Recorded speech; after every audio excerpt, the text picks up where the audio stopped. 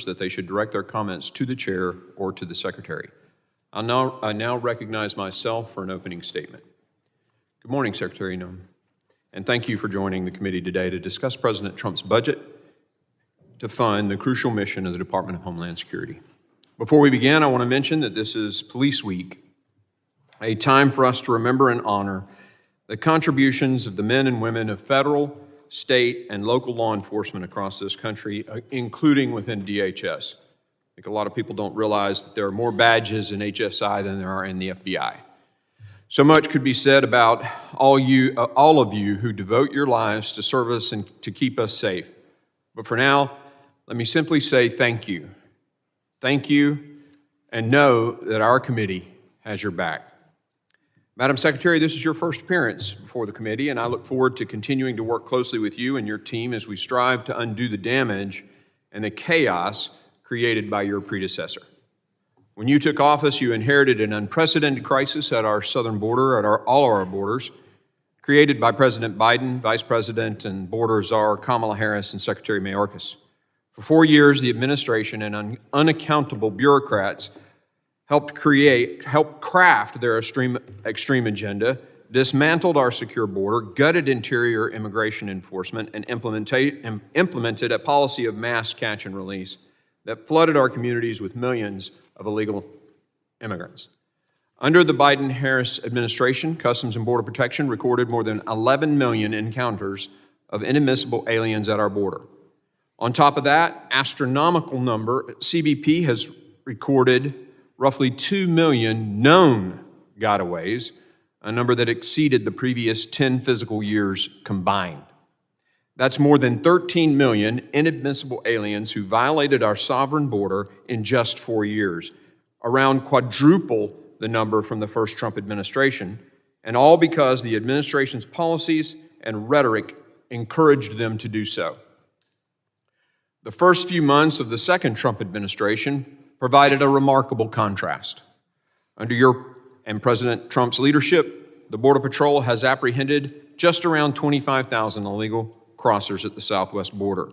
By comparison, in December of 2024, more than 47,000 illegal crossers were apprehended. We went from a record 301,000 illegal crossings at the southwest border in December of 23 to just over 7,000 in March, an astonishing 97% decrease.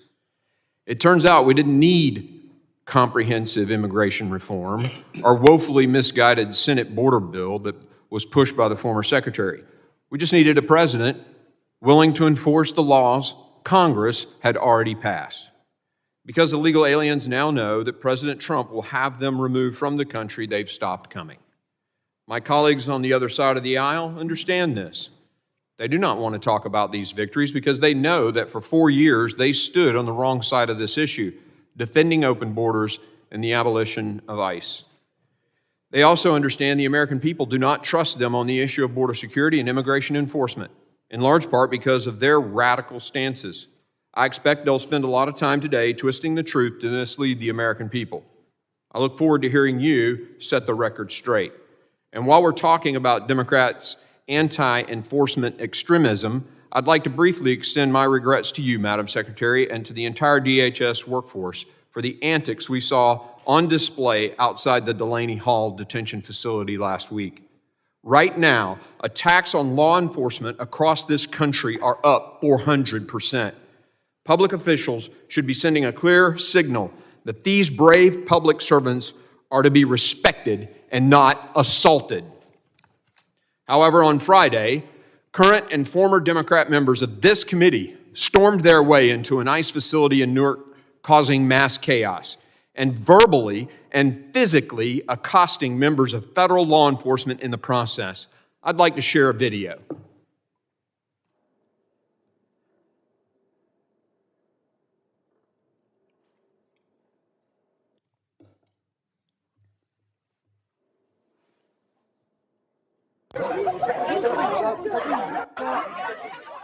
The Department of Homeland Security is warning there could be more arrests following the incident that you see here.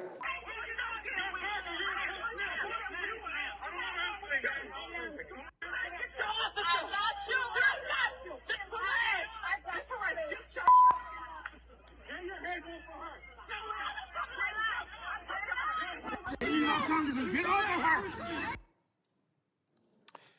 I'm embarrassed by what I saw, and everyone should be. This behavior is utterly unbecoming of a citizen, let alone a member of Congress.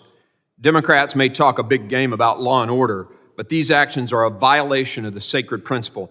Not only have Democrats excused these actions, but they've actually tried to blame ICE for what happened. When you punch a law enforcement officer, that's not the law enforcement officer's fault. This behavior demands a swift and firm response, and I assure you action will be taken.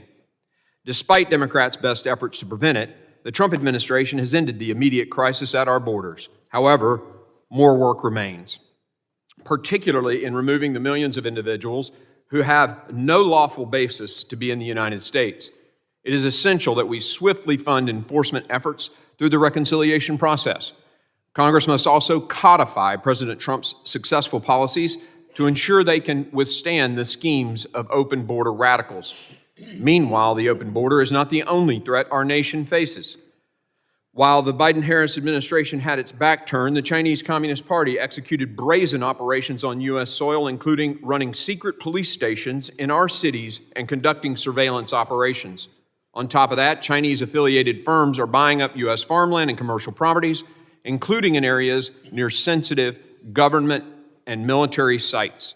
More than 60,000 Chinese nationals illegally crossed our southwest border between fiscal year 21 and 24. Most of them were released by the Biden administration into the interior, despite us not having their true intentions or backgrounds. The CCP is pushing the envelope harder than ever. Consequently, we need a robust, innovative, and consistent effort to push right back. Our cyber borders also remain under assault. Most notably, malicious cyber actors associated with the Chinese government have targeted us with some of the most sophisticated and sustained hacking operations we have ever seen. The Salt and Volt Typhoon intrusions revealed significant gaps in our cyber posture, compromising Americans' private data and key sectors of our critical infrastructure.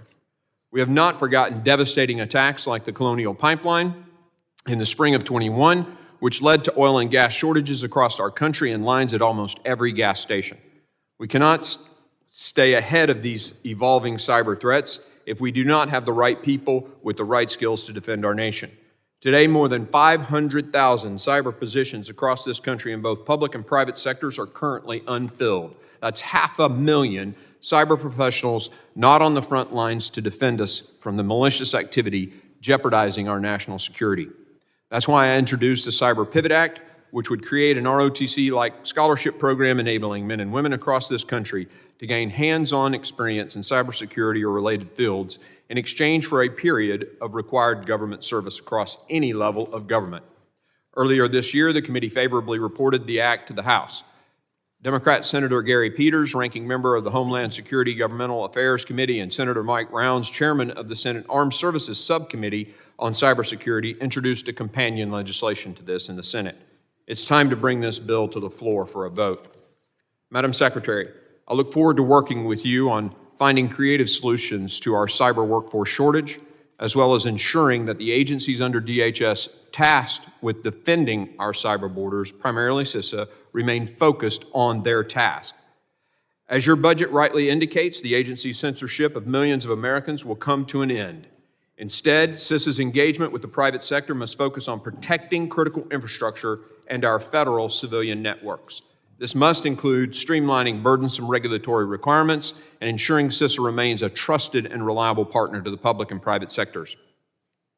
I trust that over the next 4 years, you'll devote maximum effort to dismantling the censorship industrial complex while ensuring that CISA is positioned to succeed at its core mission. These are some of the most substantial challenges, but many more await. Madam Secretary, I expect continued progress on all of these issues, but I'm equally confident in your leadership and resolve to get this job done. Together, let's resecure our homeland. I now recognize the ranking member for an opening statement. Thank you very much, Mr. Chairman. Welcome, Madam Secretary, to the hearing. Mr. Chairman, before we begin, I want to recognize National Police Week and thank the officers who protect our communities, this capital, and our country honorably and ably. We appreciate their service. As we observe National Police Week, I again call on the Speaker to follow the law and finally hang the plaque honoring those brave officers who defended the United States Capitol from a violent mob on January 6th. Over 140 law enforcement officers were assaulted that day, and honoring their bravery and sacrifice, as promised, is the least Congress can do. Turning to today's hearing, I'm glad Secretary Noem is finally testifying before the committee. After all, it's been 3 months since I sent you a letter asking for her to testify on the Trump administration's dismantling of the Department of Homeland Security and its harmful effects on communities across the country. Secretary Noem, I guess the chairman didn't think systematically dismantling the Department of Homeland Security, firing the federal workers who keep us safe, and violating the Constitution of the United States justified your timely appearance before this committee. But when Donald Trump demanded that Congress hand him money to do more damage to our Homeland Security, Republicans bent over backwards to help him and his billionaire friends at the expense of the American people. Whatever got you here, Secretary Noem, I'm glad you found time among your many photo ops and costume changes to testify about why President Trump is seeking more taxpayer dollars and what you plan to do with that money if you get it. And it is a lot of money. We're talking about $176 billion. That's how much President Trump has demanded that Congress give you to spend next year. Never mind the fact that your department is spending taxpayers' money so fast this year, you're about to be broke. Now you're saying you need $44 billion more, but all you've done is slash, burn, cut, dismantle, and tear apart DHS since you got here. You cut programs at the Federal Emergency Management Agency that help Americans prepare for and recover from disasters. You are unlawfully withholding grant money meant to prevent terrorism and respond to emergencies from local communities across the country. You cut programs at the Cybersecurity and Infrastructure Agency, which prevents attacks on power lines, water treatment plants, schools, hospitals, and other critical infrastructure. You cut the number of transportation security officers in our airplanes. You cut the Office of Civil Rights and Civil Liberties, which keeps DHS from digging into Americans' private lives and violating people's constitutional rights. You are making Americans less safe. If you're cutting the things that help keep America safe, why should we give you an extra $44 billion? Is it to deport American citizen children with cancer? Is it to deport more veterans of the United States military? Is it to ignore the Supreme Court's order to facilitate the release of a lawful permanent resident you mistakenly shipped off to a foreign prison? Is it to punish people for exercising their First Amendment right? Is it to disappear more people off our streets with no due process and ship them to a foreign dictator's prison? Is it to fire more military veterans who continue to serve their country by working for DHS? Is it to slash efforts to fight persistent threats from foreign terrorist organizations and domestic terrorists? Is it to dismantle FEMA as hurricane season is about to get underway? Is it to decimate CISA and invite China, Russia, Iran, and other adversaries into our cyber networks? Is it just to be mean, threaten, and deny due process to vulnerable people? These are not hypotheticals. These are things that DHS has already done under your leadership or is trying to do, Secretary Noem. Your policies and actions are so bad that Republican members have been running and hiding from their own constituents, refusing to hold town halls because they know they cannot defend this administration. Republicans are unwilling to defend the Trump administration with the folks back home. So I guess it's down to you to try to do that here today. But you can't defend the indefensible, Secretary Noem. Your department is out of control. On your watch, the department is breaking the law, it's hurting people, and it's making America less safe. The Trump administration is outright lying to the courts and the American people. Just last week, 3 members from New Jersey, all current members or former members of this committee, tried to visit an ICE detention center, which they are permitted to do, as you know, by law, without notice, to conduct oversight after reports of issues at the facility. Instead of following the law, masked ICE personnel stopped and assaulted the members. Then, to make matters worse, instead of launching an investigation into the incident, your department lied to the press about the situation and threatened to arrest members of Congress for doing their job. Absolutely outrageous.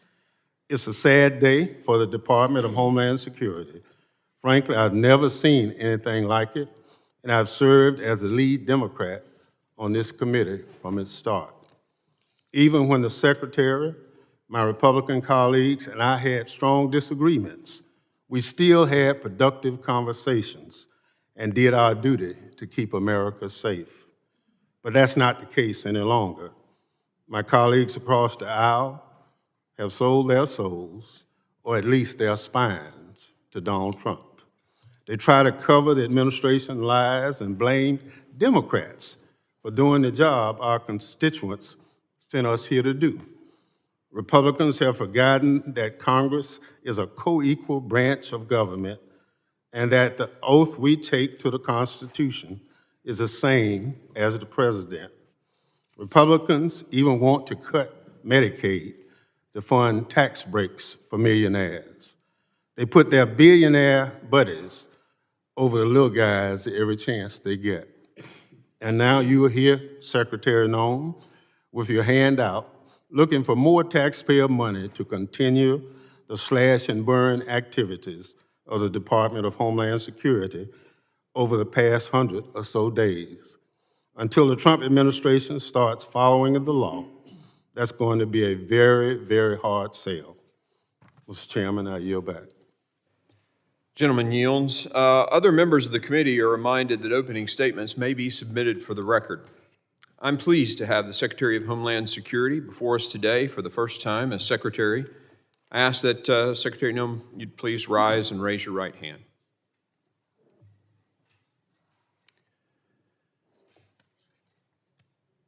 Do you solemnly swear that the testimony you will give before the Committee on Homeland Security of the United States House of Representatives will be the truth, the whole truth, and nothing but the truth, so help you God? Let the record reflect that the Secretary has answered in the affirmative. Please take a seat, ma'am. I'd now like to formally introduce our witness. The Honorable Kristi Noem currently serves as the 8th Secretary of the Department of Homeland Security. Prior to her appointment as Secretary, she served as Governor of South Dakota, as a member of the U.S. House of Representatives, and in the South Dakota State Legislature. I thank the Secretary for being here today, and I now recognize Secretary Noem for 5 minutes to summarize her opening statement. Well, thank you, Mr. Chairman, and also thank you, Chairman McCall. Good to see you again. I was very privileged to serve with you when I served in this body, and to Ranking Member Thompson. I appreciate the invitation to be with all of you today and talk about important matters about securing our homeland here in the United States of America. Now, having previously served as a member of Congress, it's my honor to be on this side of the dais to present as the Secretary of Homeland Security. Today, I'm proud to discuss the accomplishments of President Trump and all that he has accomplished since he's taken office in the White House. But first, I would be remiss if I did not address the disturbing actions that we saw last week. There were members of this very committee that took part in an action at Detainee Hall on May 9th that need to be addressed. I served as a member of Congress in this body for 8 years, and I understand the importance of congressional oversight. What happened on May 9th was not oversight. It was a political stunt that put the safety of our law enforcement officers, our agents, our staff, and our detainees at risk. Here are the facts. As a vehicle approached the security gate at Detainee Hall Detention Center, a mob of protesters, including 3 members of Congress, stormed the gate and they trespassed into the detention facility. We have footage of those members of Congress slamming their bodies into our law enforcement officers, shoving them, screaming profanities in their faces, striking them with their fists, and otherwise assaulting law enforcement. The behavior was lawlessness, and it was beneath this body. Members of Congress should not break into detention centers or federal facilities. Had these members requested a tour, we certainly would have facilitated a tour. As a body knows, there are proper protocols and there are procedures that must be abided by. These congressional members and staff visit our facilities all of the time, and these members could follow the policies that have been in place, and they would have been followed. We would have facilitated a tour of this important facility. However, even after these members assaulted our federal law enforcement officers, we still provided them with a tour of that facility. I'm glad that at their press conference following the tour, these members acknowledged that Detainee Hall is in good condition and meets deferral standards. Charges made by these politicians that Detainee does not have the proper permitting is false. We have valid permits and inspections for plumbing and electricity and fire codes that have been cleared. Lastly, I'd like to remind Americans and everyone in this body who is detained in this detention facility are murderers, rapists, known terrorists, MS-13 gang members, drug traffickers, and other heinous actors. I hope that those members of Congress will so passionately protest on behalf of the American victims that they were elected to represent, and not just violent criminals who are in this country illegally. And now that I've addressed this issue, I want to return to the reason why I'm in front of your committee today. I want to talk about the first 100 days under the Trump administration. Under President Trump and his leadership, we have already delivered for the American people a drastic turnaround in Homeland Security, from the southern border to our Coast Guard to cyberspace, and we're just getting started. We've delivered the most secure border in American history. At the southern border, we have obtained near total control with daily encounters down 93% since President Trump has been in office. March saw the lowest numbers in American history of border encounters at just 7,200. Under the previous administration, U.S. Customs and Border Protection was at times under Joe Biden encountering over 15,000 people per day. This astonishing turnaround is a testament to the resolve and to the leadership of President Trump to make America safe again. And as well, it is a testament to the incredible work done by the men and women of the Department of Homeland Security. The secure border has allowed Border Patrol to zero in on fighting cartels and all of their illicit activities. Under President Trump's leadership, 6 cartels, 4 dangerous and criminal gangs have been designated as foreign terrorist organizations. This has allowed us to take a whole-of-government approach to address the illegal activities that these murderers and drug traffickers are taking on. In March, fentanyl traffic at the border fell by 54% compared to the previous year, and we are enforcing immigration laws to identify, arrest, detain, and remove dangerous illegal criminals. We're prioritizing those who have committed crimes and aliens who are a threat to public safety and national security, especially those that are affiliated with terrorist organizations like MS-13 and Tren de Aragua. This includes those that already have final orders of removal. We've also worked to enforce President Trump's America First trade agenda, and Joe Biden's trade policies hollowed out our industrial base, shipped our jobs overseas. Our tariffs have been an effective negotiating tool, and we're also reforming emergency management in this country. We have the FEMA Review Council, which will be doing its work to make recommendations to the White House. We are also addressing cybersecurity, making sure that CISA is back on mission at protecting the homeland, and the Coast Guard is the only U.S. military branch under the umbrella of the Department of Homeland Security. We're making sure they have the resources and the vision to leave and be the point of the spear in the future. Since I took office, one of the responsibilities that I have is in reforming the Secret Service. We've reassessed Secret Service's needs, gotten recruitment away from Biden administration's DEI objectives, and made sure that they are equipped and ready to take on the task of protecting the more powerful into the future. We are so grateful for their bravery, their dedication, and their patriotism. It's our responsibility to continue providing them with the resources that they need to continue to do the important work that they do. Mr. Chairman, I want to thank you for the time today. Thank you for allowing me to be here to get the facts out to the American people and to members of this committee of all of the good work that the people of the Department of Homeland Security are doing to serve the American public. With that, I look forward to your questions. Thank you, Madam Secretary. Members will be recognized by order of seniority for their 5 minutes of questioning. Because we have a restricted time window for the Secretary today, just as we did with the last Secretary, I will again limit to 5 minutes. So if you're going to go over, you're going to get a light tap, and then eventually we'll get a little heavier. But the goal here is, and I will, as I always do, apply the standard equally to both sides. 5 minutes is 5 minutes today. I now recognize myself for 5 minutes of questioning. Secretary Noem, in the first 100 days, President Trump made border security a top priority by increasing immigration enforcement, deploying additional DHS and DOD personnel to the border, and restarting construction of the border wall. President Trump's decisive strategy was a sharp departure from his predecessor. Former President Biden refused to enforce federal immigration laws, sparking the most severe border crisis in our nation's history. Under President Trump's and your leadership, the tide has turned. Secretary Noem, which of the President's decisive actions do you believe sent the strongest message to both the cartels and would-be illegal border crossers that the United States is no longer open for exploitation? Mr. Chairman, I believe that the strongest thing President Trump did was to make an announcement that we would start following our federal laws, that not only would our border be secure, but that those who crossed it illegally would be considered breaking the law like it should be, and that they would be prosecuted. They would be removed, and that it would no longer be a facilitation of an invasion like the Biden administration had put forward. He clearly sent that message, and before I was even sworn into this job, told me that I needed to be aggressive in going out there and telling the world that America was under new leadership, that we were a nation of laws, and that they would be enforced going forward, and that American and the people that lived here were going to be put first.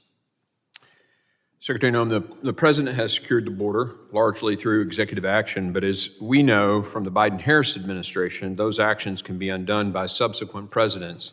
What are the top 2 to 3 security immigration enforcement policies that Congress must act urgently to codify so they are no longer executive orders but federal law?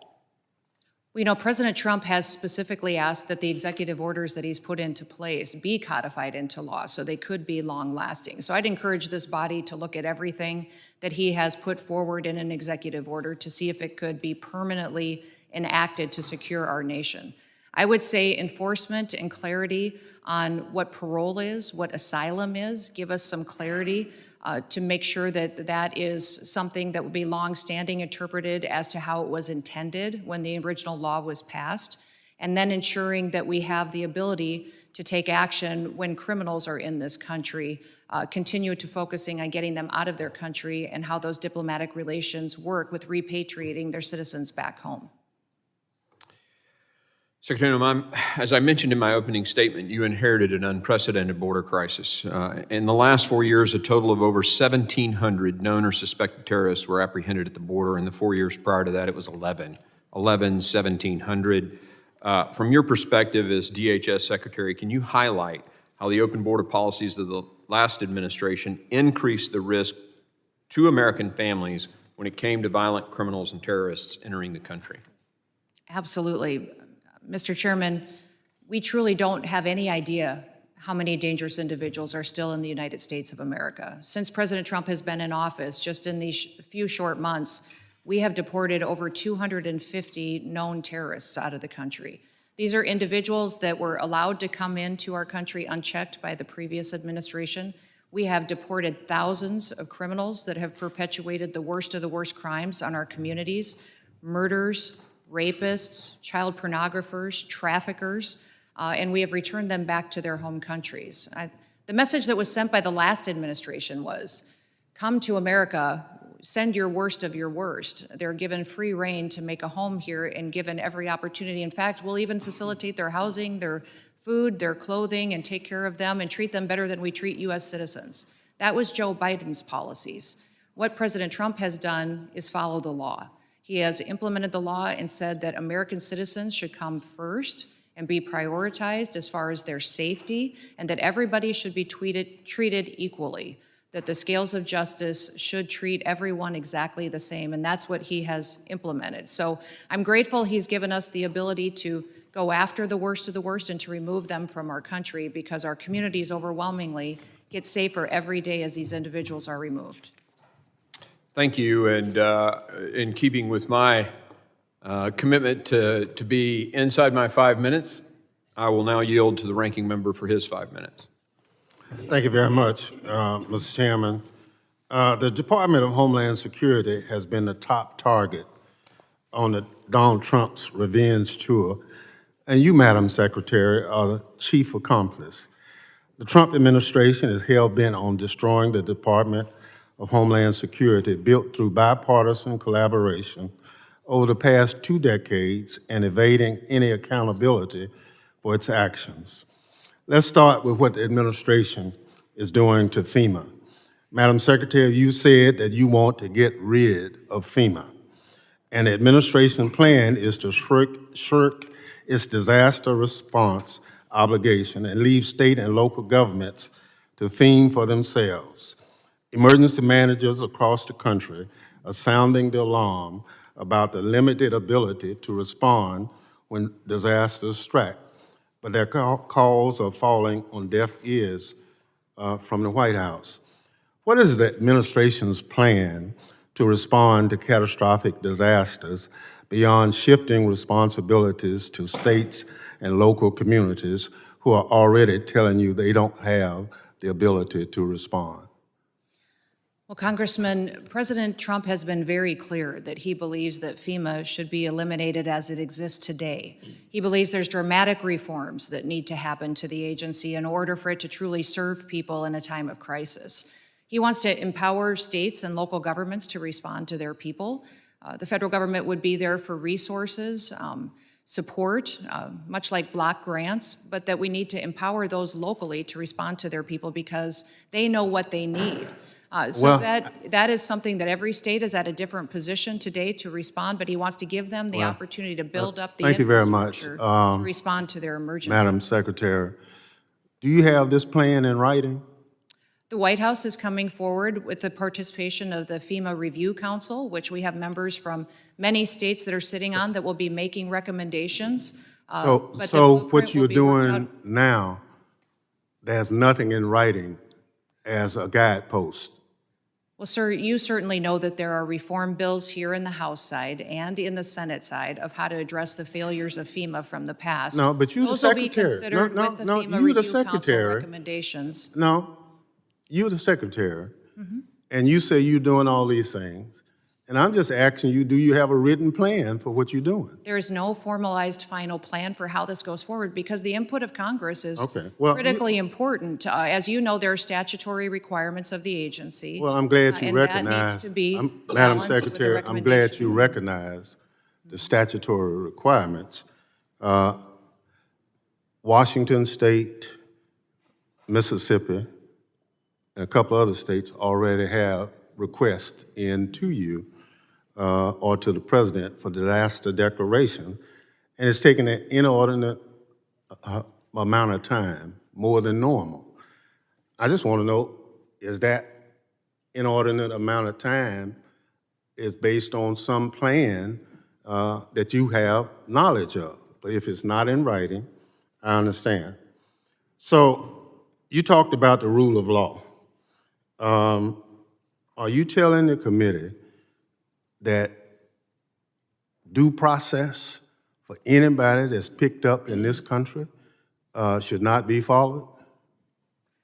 Congressman, we have utilized due process as it is laid out in the tools that Congress has given us. We have followed the tools and the processes to which Congress has given us to give due process to people appropriately as it is due. So your testimony to this committee under oath is that everybody that ICE has picked up in this country has been given every opportunity as Section 5 under the Constitution provides. Correct. I believe everybody has gotten due process, and every person has been treated appropriately according to the civil or the criminal action to which they were encountering individuals and brought into our detainment and then also removed from this country. So your answer is yes. The tools that you have given us No, as this I'm body talking about for the due process Constitution of have the been United implemented. States. I'm not talking about tools. The Constitution is clear. Correct. And your testimony under oath to this committee is that everybody that ICE has picked up and any other agency of DHS has conformed to those statutes. For example, Congressman, No, expedited yes or no? removal. No, I don't need an Expedited example. removal is one of the Madam tools Secretary, that you have I given got us to 4 utilize seconds. as due process. I just need a yes or no. Sir, that is the due process tool that you have given us to utilize that has been appropriately. So obviously, Gentleman's time has expired. I now I have a recognize unanimous Mr. consent request, Chairman. I'm sorry? I have a unanimous consent request. Let's hear it. I would like to introduce Kristi Noem versus Kilmar Armando Abrego Garcia, a 9-0 Supreme Court case where the Supreme Court found that Mr. Abrego Garcia did not receive due process. Without objection, so ordered. I now recognize Mr. McCall for his 5 minutes of questioning. Mr. Chairman, Madam Secretary, it was great to serve with you in Congress. It was an honor, and it's an honor to see you as Secretary of this important department. And let me say on behalf of my state of Texas, thank you for what you've done in a very short period of time. I've worked on this issue as a federal prosecutor, as chairman of this committee for over 25 years. I never saw the border more broken, more chaotic than I did under the prior administration. Yet within months, you have restored order to the border, and the stats speak for themselves. And I want to commend you and President Trump for that. You know, on day one, they rescinded the Remain in Mexico policy, which led to the chaos. It said, we're open for business, come on in. And they did. Over 10 million encounters, 2 million gotaways, yet within months of your administration, that number's gone down 93%. Catch and release. I've been fighting that one for years. The Biden administration did away with it. Now we're decreased to 99.99%, almost zero catch and release, a very dangerous policy. Remain in Mexico has been on the books for 30 years, yet I marked it up on the Foreign Affairs Committee last year as part of the Secure Border Act. Most offensively, and the reason I was an impeachment manager against Mayorkas was his dereliction of duty to basically prioritize allowing aggravated felons into the country, even though Congress, by federal law, said shall detain aggravated felons. Yet, what did he do? He told his agents, that's discretionary. You can release these dangerous criminals into our society. What have you done within months? 50 days. You have 14,000 criminal aliens arrested, some of the most brutal gang members like MS-13 and TDA, and it's making this country safer. Fentanyl. Each year, more Americans die from fentanyl than the number of Americans who died in the Vietnam War over 20 years. You recently had the largest massive seizure of these deadly drugs just this last couple weeks by the Sinaloa cartel. And again, my state thanks you for that. Terrorism. You said 250 known suspected terrorists have been deported. We saw after Afghanistan the debacle of the collapse of Afghanistan when Bagram was shut down, the prisons were unleashed, ISIS-K went to the Khorasan region, crossed into the United States, and 8 were found plotting in this country. You were making this country safer by your actions. The Biden administration made it dangerous, and it didn't have to take a bunch of new laws. It needed new leadership, which you have provided and the president has provided as well. My question to you is, as you know, reconciliation, you need resources, and nobody knows that better than I do. We marked up a bill about $70 billion that can be put into your department to start enforcing these laws already passed by the Congress. The foreign terrorist organization designation was huge. Let me just ask you this, how will this bill the reconciliation bill assist you in your efforts to continue and promote safety in the United States? Well, thank you, Mr. Chairman, and I appreciate all of your leadership on our national security issues in the past and still continue in the future to focus on that. The reconciliation bill is imperative to our future in securing our nation. For years previous, the Department of Homeland Security has been neglected. It's one of the larger agencies in the federal government with one of the smallest budgets. And certainly under the previous administration, the Coast Guard was hollowed out. Border Patrol and ICE were not allowed to do their jobs. They were not allowed to invest in new technologies that they could utilize for interdiction. Also, our borders need surveillance and technology to make sure that we know who's coming into this country and why. Our ports of entry need new scanners so that we're truly scanning our shipping containers and much of our air freight. We don't know what's coming in by air either. Those kinds of adjustments and technology and software upgrades are needed to compete, but also to secure our country with the threats that we face. And we don't just face threats from gangs and cartels. It's from China and PRC and Iran and hackers that come into our system. Salt and Volt Typhoon have taught us that we're extremely vulnerable to these kinds of attempts in the future. In fact, one of the most alarming things I heard as soon as I was nominated for this position was in a briefing from CISA that told me that they knew with Salt Typhoon that we had been hacked, but they also said they didn't know how it happened or how to stop it in the future. Now, the main goal of CISA is to hunt and to harden our systems, hunt bad actors and harden our systems for our small and medium-sized critical infrastructure. Department of Homeland Security has 10 of the 16 components of critical infrastructure, and that's what we need to focus our resources on. Thank you. Gentleman's time has expired. I now recognize Mr. Swalwell for 5 minutes of questioning. Thank you, Madam Secretary. You have an important job. I think you have one of the most important jobs in the cabinet. Thank you for doing it. I want you to have credibility and be taken seriously as you do the job. And so I want to put to rest this question about Mr. Garcia and this photo that the president posted on April 21.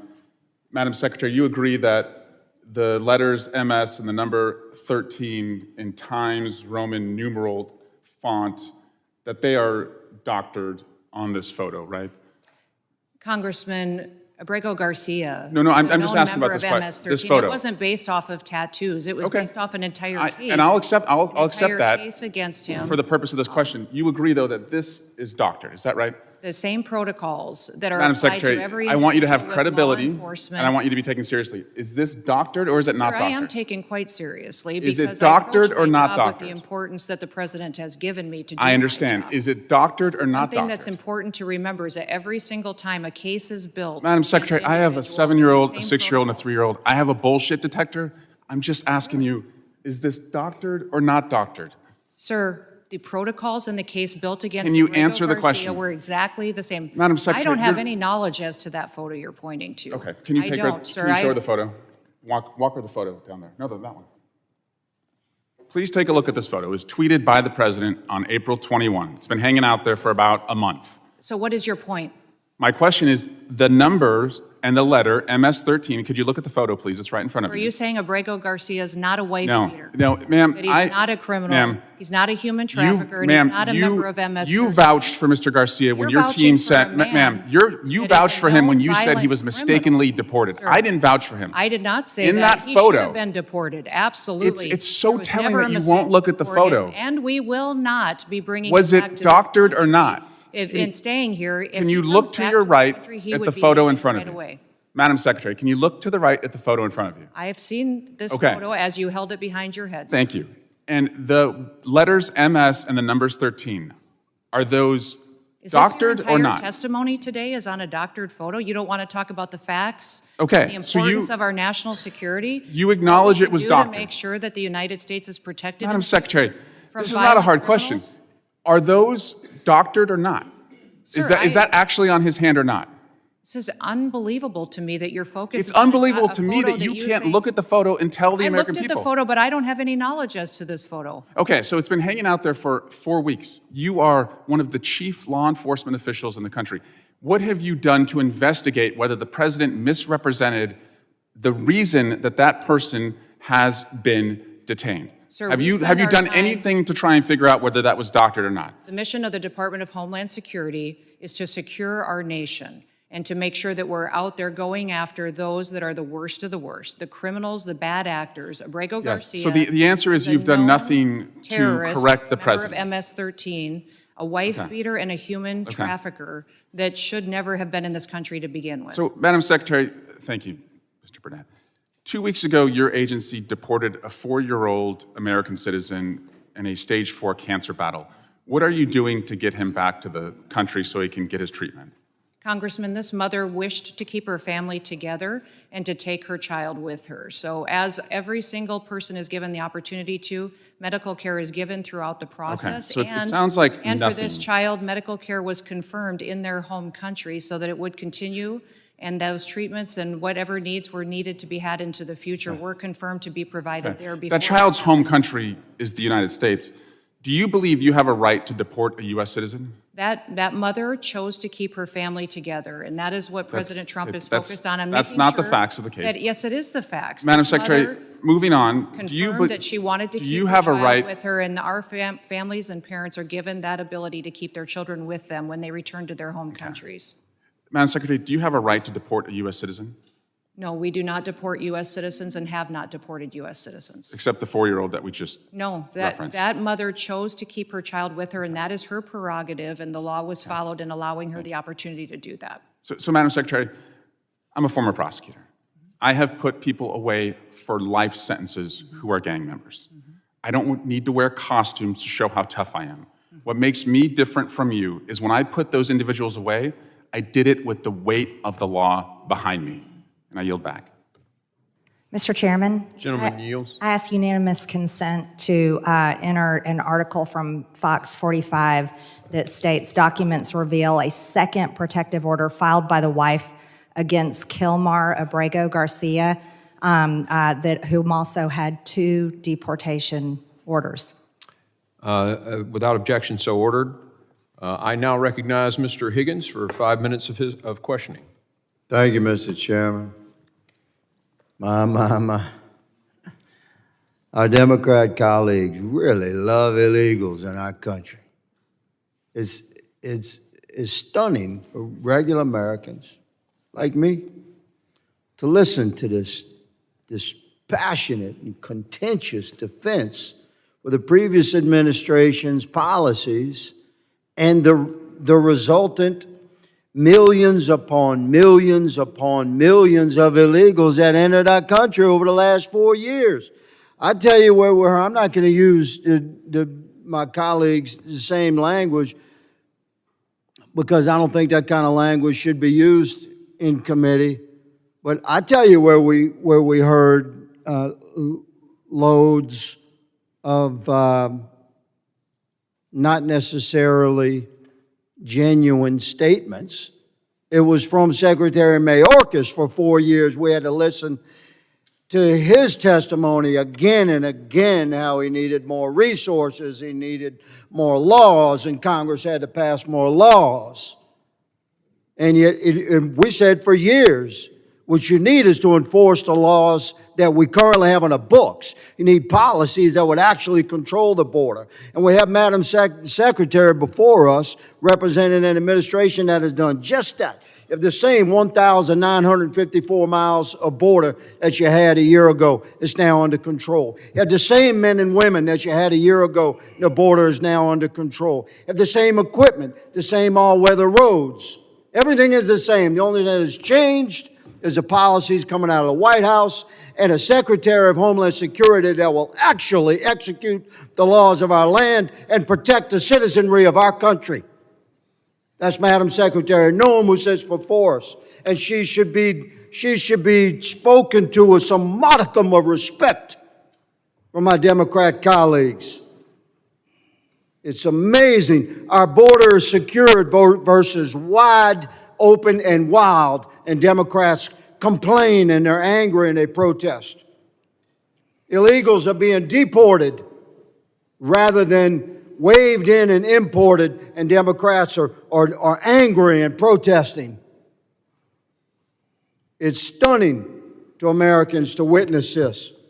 Madam Secretary, Thank you, good lady, for the job that you are doing, securing our borders and protecting the citizenry that we are elected to represent in this body. I work for the American citizenry, and every one of us has sworn that oath. The difference between the parties has never been more stark. We represent law and order and American citizens and American enforcement of our laws. My goodness gracious. Thank you, madam, for so graciously enduring the assault that you have. I'd like to touch on the 287G program. Thank you for partnering with our local and state law enforcement to work together to secure our borders. This is an excellent program. You have voiced support for it. Can you speak, Madam Secretary Noem, can you speak to the importance of the DHS partnering with local and state law enforcement, including programs like 287G? Well, thank you, Congressman. Yes, 287G has been a wonderful program for many years, but not utilized during the previous administration. It's a partnership between federal, law enforcement officers and also our state and local law enforcement to give them the same authorities to operate in a task force model, to go out and to really make sure that we're going after individuals that have broken our laws, that have perpetuated violence in our communities, bring them into incarceration and get them out of our country if they don't belong here.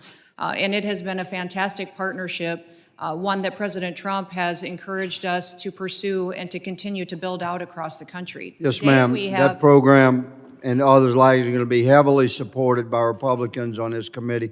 Finally, ma'am, in my remaining 25 seconds, we speak to the efforts to locate the children. Thousands and thousands and thousands of children waved into our country during the last 4 years, and they're lost to the interior. Many are being trafficked and abused. Can you speak to the efforts to find these kids? Yeah, up to 300,000 children were lost or missing under the Biden administration. We have located and returned over 5,000 of them to their homes and to their families, but there's many, many more to be found and to be returned and brought to safety. So we're continuing to work on that every day, and our HSI officers spend a lot of time and are the experts in the field at training local law enforcement to identify and find them as well. Thank you, ma'am. You expect full support there, Mr. Chairman. Expired, and I now recognize... Mr. Chairman, before I'd ask unanimous consent to introduce the article from PBS NewsHour entitled "Children Who Are U.S. Citizens Deported Along with Foreign Mothers," in which the attorney for that 4-year-old U.S. citizen says that at no time did his mother consent to the child U.S. citizen being removed from the country. Without objection, so ordered, and I recognize Mr. Correa for 5 minutes of questions. Thank you, Mr. Secretary. First of all, Secretary Noem, welcome to this committee. Had the honor of hearing testimony from Secretary Kelly, Secretary Mayorkas, and of course you. Welcome. We all have the same interests, which are protecting Americans, American taxpayers, as we move forward in our jobs. And I want to say that your testimony, my colleague from Louisiana, and myself have the same interests, which are to protect Americans, especially to protect children, especially to protect American citizen children. That's where my concern is, Madam Secretary, that your administration, I believe, has consistently violated the law by denying due process to U.S.-born American children. Under your watch, you've deported American children, U.S.-born children. Some of the examples, I only have 5 minutes to talk about, but I'll come back to the case that was described or discussed a little while ago, which was 2 American children, 4 and 7, were put on a plane with their mother, sent to Honduras within 24 hours of being detained. There was an attorney involved. And we're debating right now the issue, as if you stated, that the mother wanted the child to go with her, but there was an attorney involved. That person was not consulted. That family was denied the opportunity to talk to that attorney. The attorney was there. What is wrong with asking the attorney? You've got a family that had been checking in, following ICE direction check in, bring your family to check in. They weren't let out. That happens in my district all the time. Families check into ICE. If ICE determines they should be deported, do you know what we do? I call ICE and I say, give them 30 days. Some of these families have been in this country 20, 30 years. Give them 30 days to get their situation in order. Make sure that they figure out how to keep their American children in the U.S. Give them the opportunity to make an educated decision on the lives of American citizens. In this case and other cases, ma'am, you have split-second decisions to make a decision on those children. And you, Madam Secretary, also make split-second decisions based on whatever coerced discussion you're having with that mother. And I say coerced because when you're scared to death, your life is about to change, and you've got an attorney next door that you will not permit that family to consult with that attorney, you got an issue. Case number 2, 2-year-old American daughter, also deported to Honduras. They were also denied access to their lawyers. According to her lawyer, ICE prevented the mother from speaking to the lawyer or anyone else in the family. 2-year-old American citizen. Can't we slow it down and just take a moment before they're deported in 24 hours? The mom didn't want the daughter to stay in the United States. They may have had relatives in the United States, family. Even the own Trump-appointed federal judge overseeing this case has said that he had a strong suspicion that the government just deported a U.S. citizen with no meaningful due process. Madam Secretary, I think we're all in agreement here. Let's go after MS-13. Let's go after drug dealers. Let's go after Tren de Grúa. The bad folks who hurt my community as well as everybody else's community. But I fail to see where a child, 2-year-old, 4-year-old, 7-year-old children could be on your top of priorities for deportations. This is still America. Due process, the Fifth Amendment. Madam Secretary, I know ICE agents. I deal with them all the time. I've toured the southern border, blue uniforms, green uniforms, talking to them about what they need to do the job.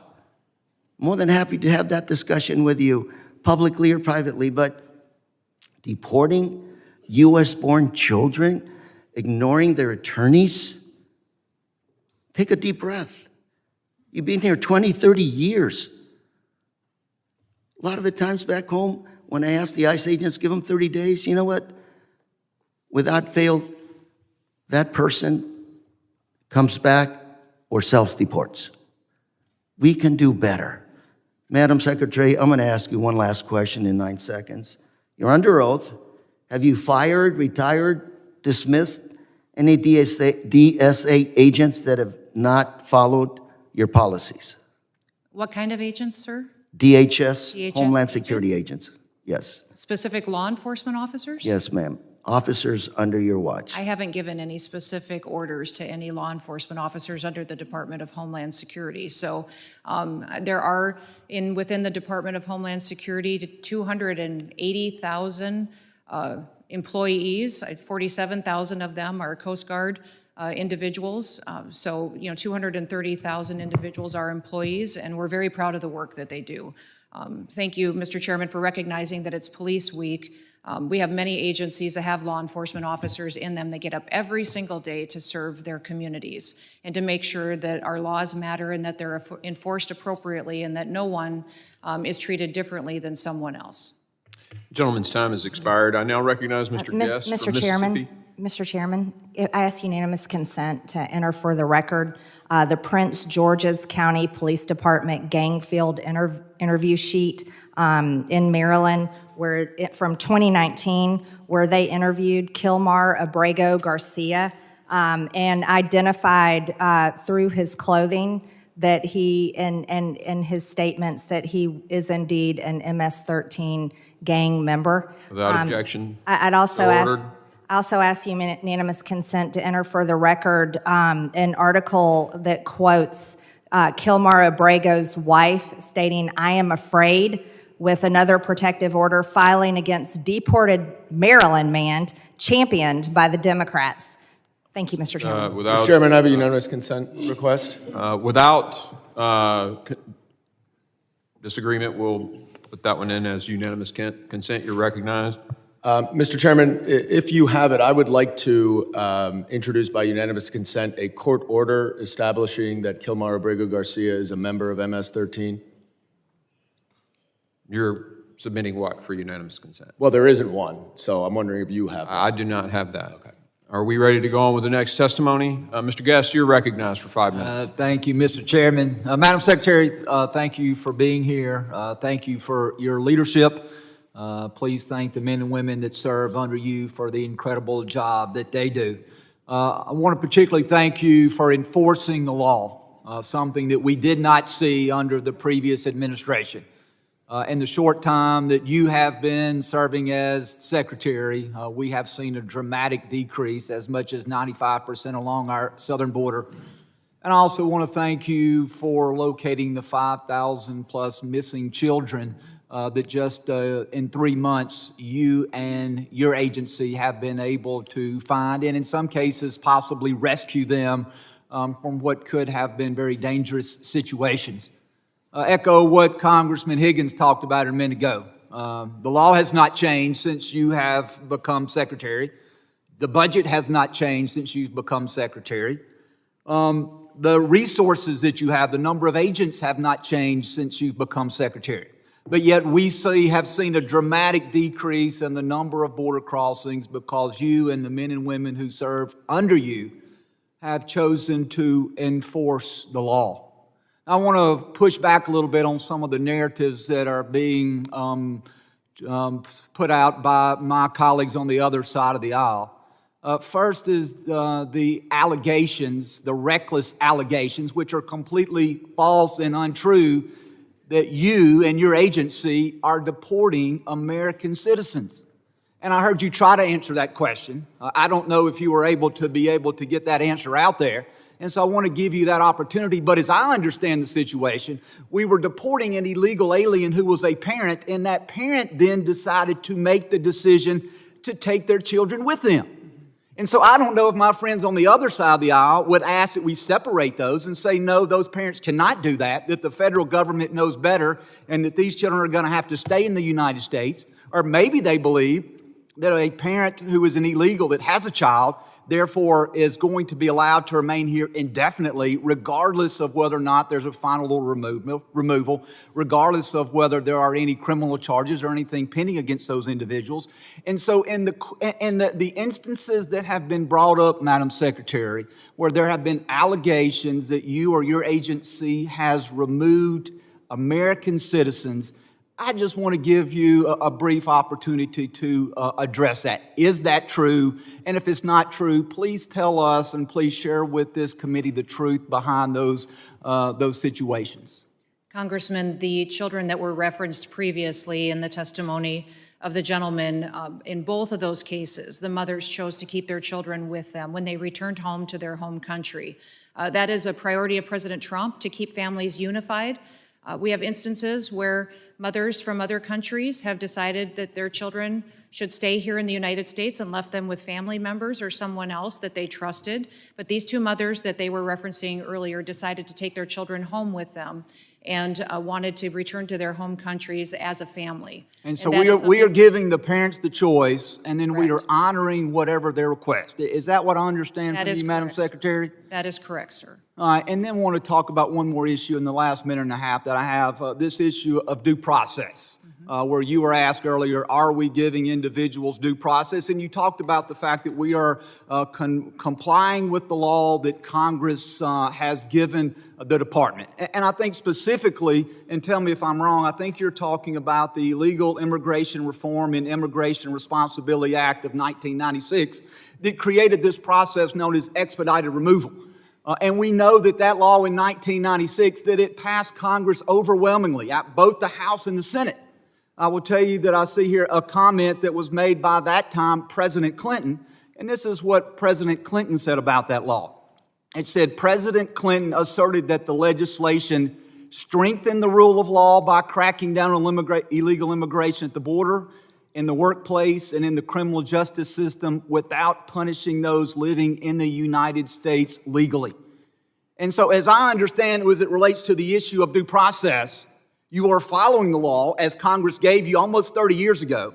And this Illegal Immigration Reform and Immigration Responsibility Act has been upheld repeatedly over the last 30 years by the court. You're enforcing final orders of removal. And so, Madam Secretary, in the last 10 seconds that I have, are you following the law and are you giving these individuals the due process that you are required to give them? Yes, Congressman, we are using the due process tools that Congress has afforded us in these instances to ensure that everyone is treated the same and appropriately. Thank you, and Mr. Chairman, I yield back. Gentleman yields. I now recognize Mr. Magaziner for 5 minutes. Madam Secretary, on April 24th, a woman in Louisiana was deported along with her 7-year-old daughter and 4-year-old son, both of whom were U.S. citizens. The 4-year-old son had stage 4 cancer. Now, you just stated under oath that the mother consented to having her U.S. citizen children removed. But I have spoken with the attorney for that U.S. citizen child with stage 4 cancer. She has also made numerous statements to the press in which she stated unequivocally that at no time did the mother consent to her U.S. citizen children being removed. What evidence do you have to support your claim that she did consent?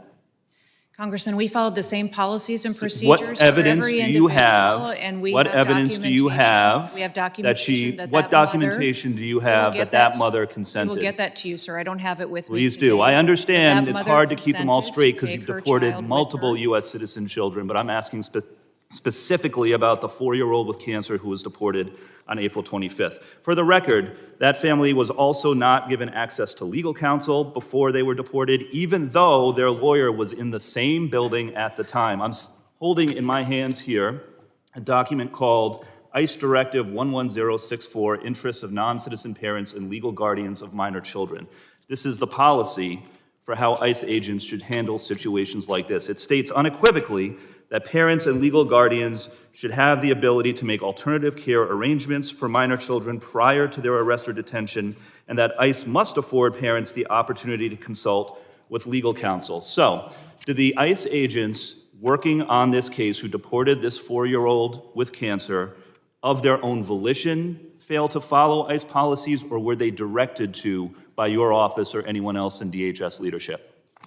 Sir, this mother chose to keep her child with her. You have not produced any evidence when to say so, return but I'm back to asking her again, home country, have you directed and that is the priority of DHS President Trump is officers to keep to families ignore unified this together. It's policy? very different than the previous right. administration. The previous administration On March separated families 15th, over and reclaiming over my and time, over on March again. This 15th, is a your change. department sent 3 airplanes to El Salvador. Those planes carried approximately 261 individuals who were imprisoned upon arrival. Did you personally review and approve the names of those 261 individuals before they were sent? Sir, we have deported and sent home Did thousands you of individuals. review the names of those And individuals? we have individuals that have the Why won't you answer the responsibility within question? the Department of Are you Homeland aware Security. of whether those 261 individuals were given the opportunity to speak with a lawyer or appear before a judge before they were put on those planes? Yes or no? Sir, every single individual followed the exact same process. They that we were follow not for everyone all. who's They in were this- not all given in the this country opportunity to appear illegally. before a judge or speak with a was lawyer. On treated the April same. 7th, the Supreme Court ruled that detainees must have an opportunity to have a hearing before they are deported. Are you familiar with the April 7th Supreme Court ruling? I am. Can you assure us that in the future you will abide by that Supreme Court ruling to provide detainees with a hearing before they are We're deported? following all judges' orders. Yes, sir. I have a photograph here of André Hernandez Romero, a gay makeup artist from Venezuela. He fled Venezuela fearing gang violence because of his opposition to the Maduro dictatorship and his sexual orientation.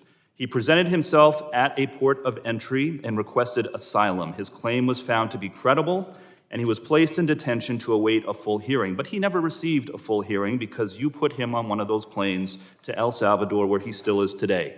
Listen to me. He had no criminal record in the United States or in any other country. He did not even enter the country illegally. He presented at a port of entry. He tried to do it the legal way, and to this date, the only evidence your department has presented to justify his imprisonment is that he had 2 tattoos, one that said mom and one that said dad. Do you have any other evidence to present for why this individual should be locked up in El Salvador?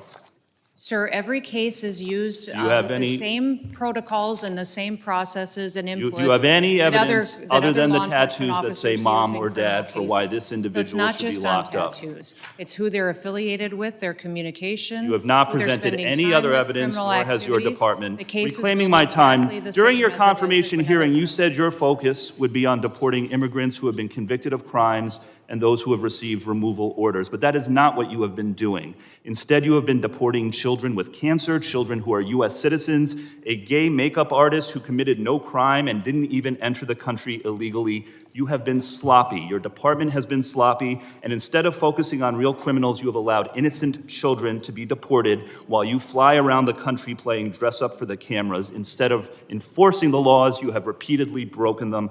You need to change course immediately before more innocent people are hurt on your watch.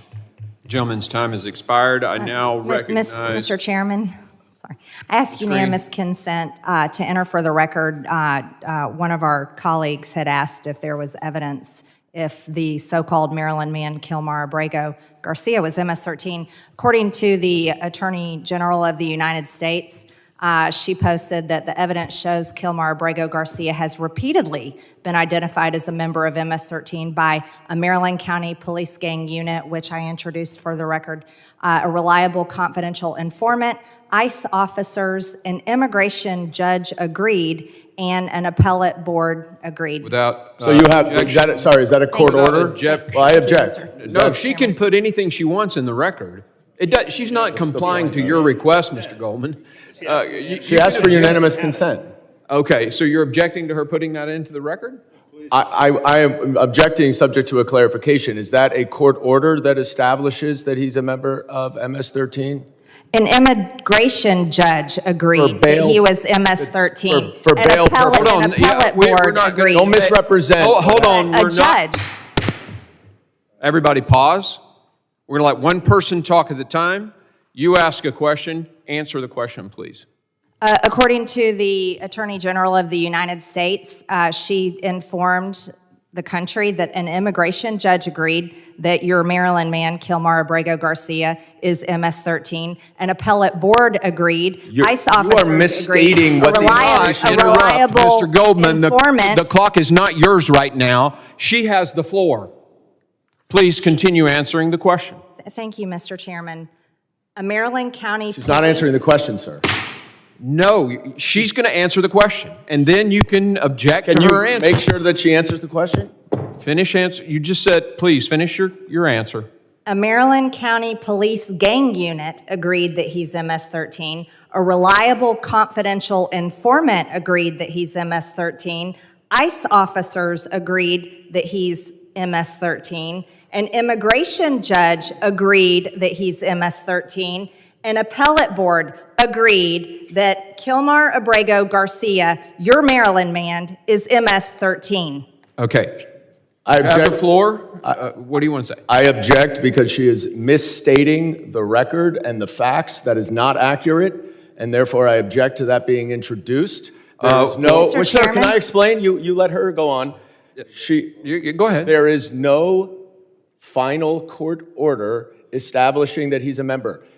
Maybe he is. So you should put all that evidence before a judge, and if he is MS-13, he should be deported. That's what we're talking about, but you're misstating what all of that evidence is. No, I think I'm going to make a point here. You basically just read what the Attorney General said, correct? Yes, sir. You didn't assert that this was a court order, did you? Did you assert that this was a court order? I read the Attorney General of the United States. And you have a right on our committee to submit for unanimous consent or a vote if we want to put it to a vote. This for the record, correct? Is that it? Yes. That is correct. Okay. Mr. Chairman, she has a right. Can I review what she is submitting? No, she can submit something to this committee. But it matters that she just said she represented exactly what the Attorney General said. She has a document there. I would like to see that document. Let's make a copy to for see if her everybody, and representation- we'll vote on. I'm going to hold on just a second. We're going to hold. You're calling for the question? We're calling for the question. The clerk, we're going to need to set. Hold on just a second. Brief recess. Please, let's get this on the historical record. This is great. We voted for All right, there's Mr. Higgins, I'm just asking hold to on. see the document. I have the floor. All right, so we have a motion to vote on the submission of this for the record. That's all that has been stated. And I have a parliamentary inquiry, sir. Do not interrupt me again. We are on the vote on whether or not this can be entered into the record. A motion has been made, and we will vote on that motion. All of those in I favor. have a parliamentary inquiry before we vote, sir. Mr. Ranking Member. It's our request that we object. And in the middle of the objection, you consider a motion, which... He was done talking about Ms. No, he wasn't. No, he wasn't. You stopped him from talking. I just have a parliamentary inquiry. A parliamentary inquiry. Okay, go ahead. You have the floor. Is it the procedure of this committee that someone who is making an objection to the admission of evidence cannot review that evidence before we vote on it? Yeah, the content is irrelevant to the motion, and the motion has been made to vote on the submission for the record. The content is irrelevant? I mean, that's what I'm objecting to. If she is accurate in what her representation is, I will withdraw my objection. I just need to see the document. Somebody walk the thing over there and let him read it. I mean, get to the bottom of this quickly. We'll hold on your vote, Mr. Ogles.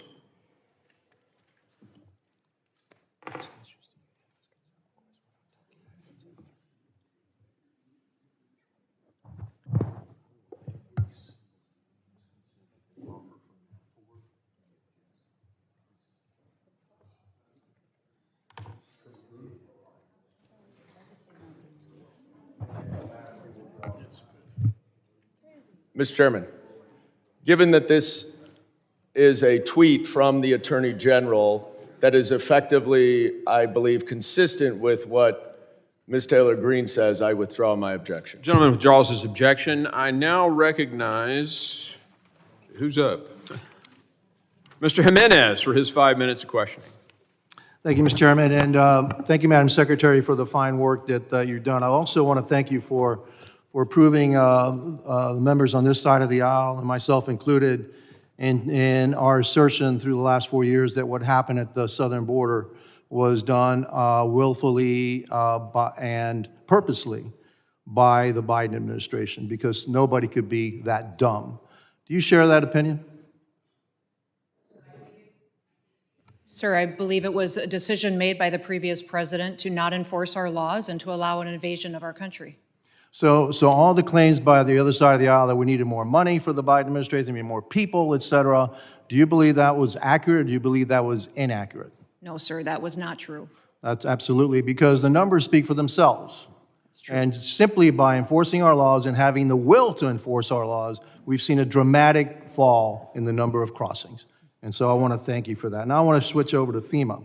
I used to be the mayor of Miami-Dade County. I used to represent, and really it was my job to protect 2.8 million people in one of the most hurricane-prone areas of the United States. I was also a city manager of the city, and I was a fire chief of the city of Miami, and at the time I was also on a FEMA advisory panel. And I can tell you that FEMA needs many, many reforms. I remember as mayor of Miami-Dade County in 2015, we were still processing claims through FEMA for Hurricane Katrina, which happened 10 years earlier. And so while I do support the efforts to reform FEMA, there are certain states and cities and counties that actually can respond a heck of a lot better than others.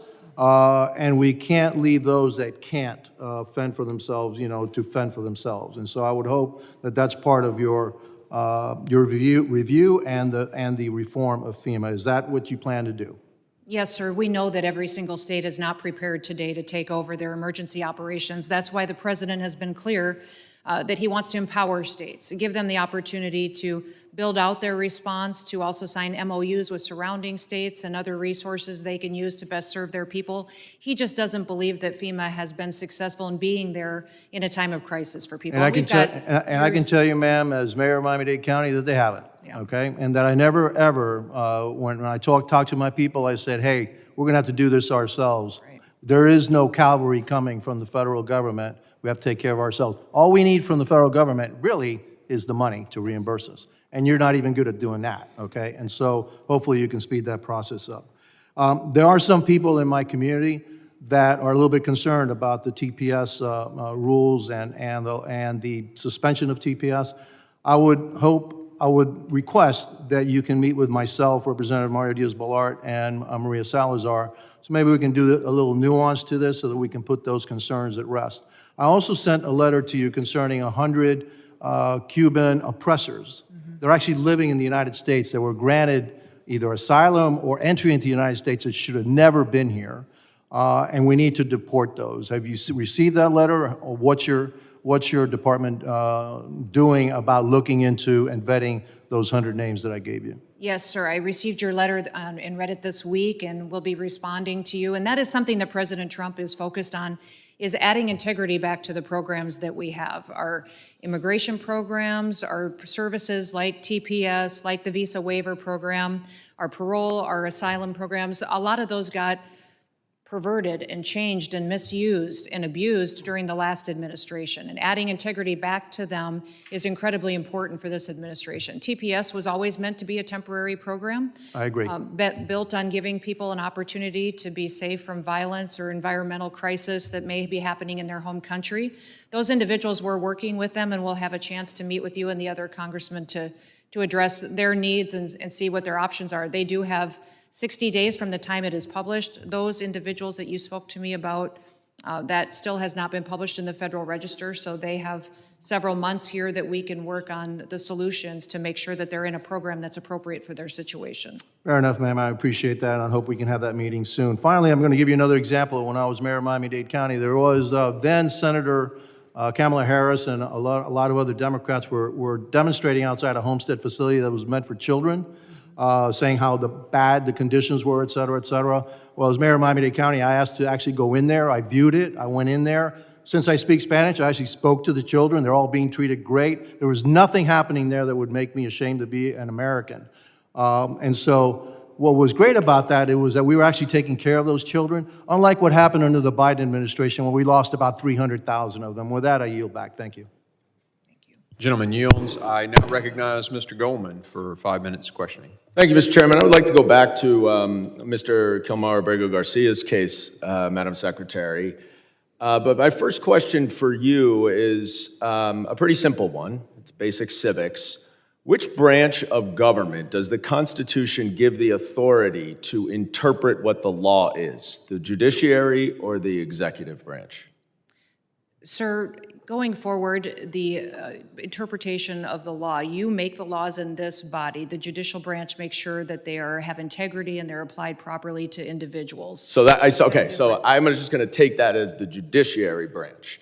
Now, let's focus for a second on what the judiciary branch has said about this case. We know the Supreme Court has said 9-0 that notwithstanding your statements under oath here today, that Mr. Kilmar Abrego Garcia was afforded due process. He was, in fact, not afforded due process, because then if he were, you would have seen the withholding order that did not permit him to be deported to El Salvador.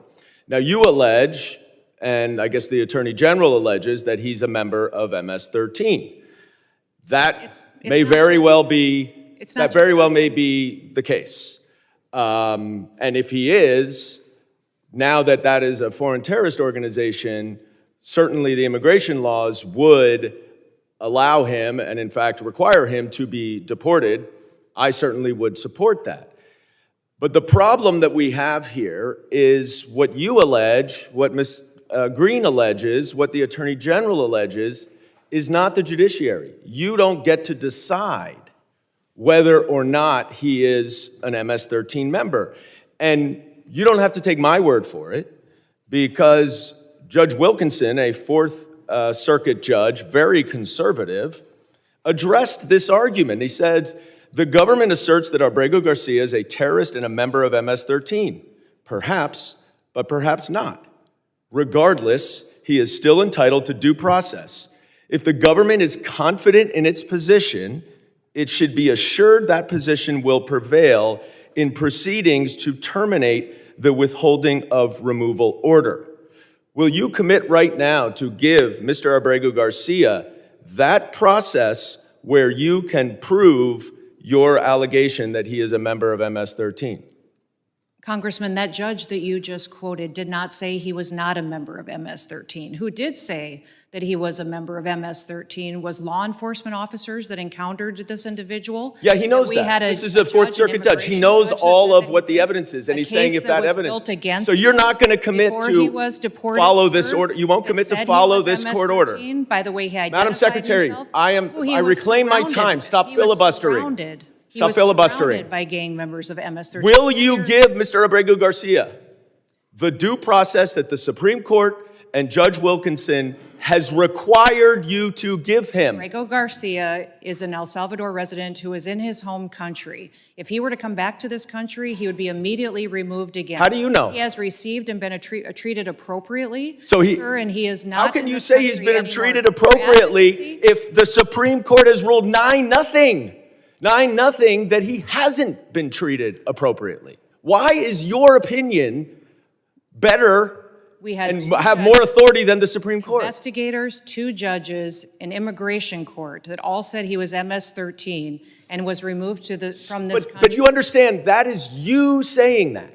That is you saying that. That is them saying that. This No. is investigators and law That is enforcement you officers making that in the case they determination. built against him. If you don't The trust our law court enforcement has officers considered all that. and The judge has investigators, considered all that, Madam who do you Secretary. trust if you And don't if you would be trust judges? quiet because I'm reclaiming my time, you are not following this court order. But let's focus on the court order because this opinion also says that to facilitate, which the Supreme Court is requiring, is an active verb. It requires that steps be taken. What steps have you taken to return Mr. Abrego Garcia to allow him to get due process? Abrego Garcia is in his home country. What If he were to come steps back, have your you advocacy- taken? If your continued advocacy for him were to... I'm not advocating for him. Yes, you I'm are. advocating for a Absolutely. court order, Madam Gone to the Secretary. mat for this The man court who order has terrorized says people that in you traffic must take with human steps beings. to follow the court order. You are here under oath. What steps have you taken to return Mr. Abrego Garcia pursuant to this court order? It's got to be extremely discouraging to be one of your constituents. To see you fight for a terrorist like this and not fight for them is extremely alarming to me. I'm fighting for due process, and that's under the Constitution. Gentleman's and you time should has fight too for expired. due process. The gentleman's time has expired. I now recognize Ms. Green for 5 minutes of questioning. Thank you, Mr. Chairman. The Democrats have spent the last 4 years terrorizing Americans with their open border policies.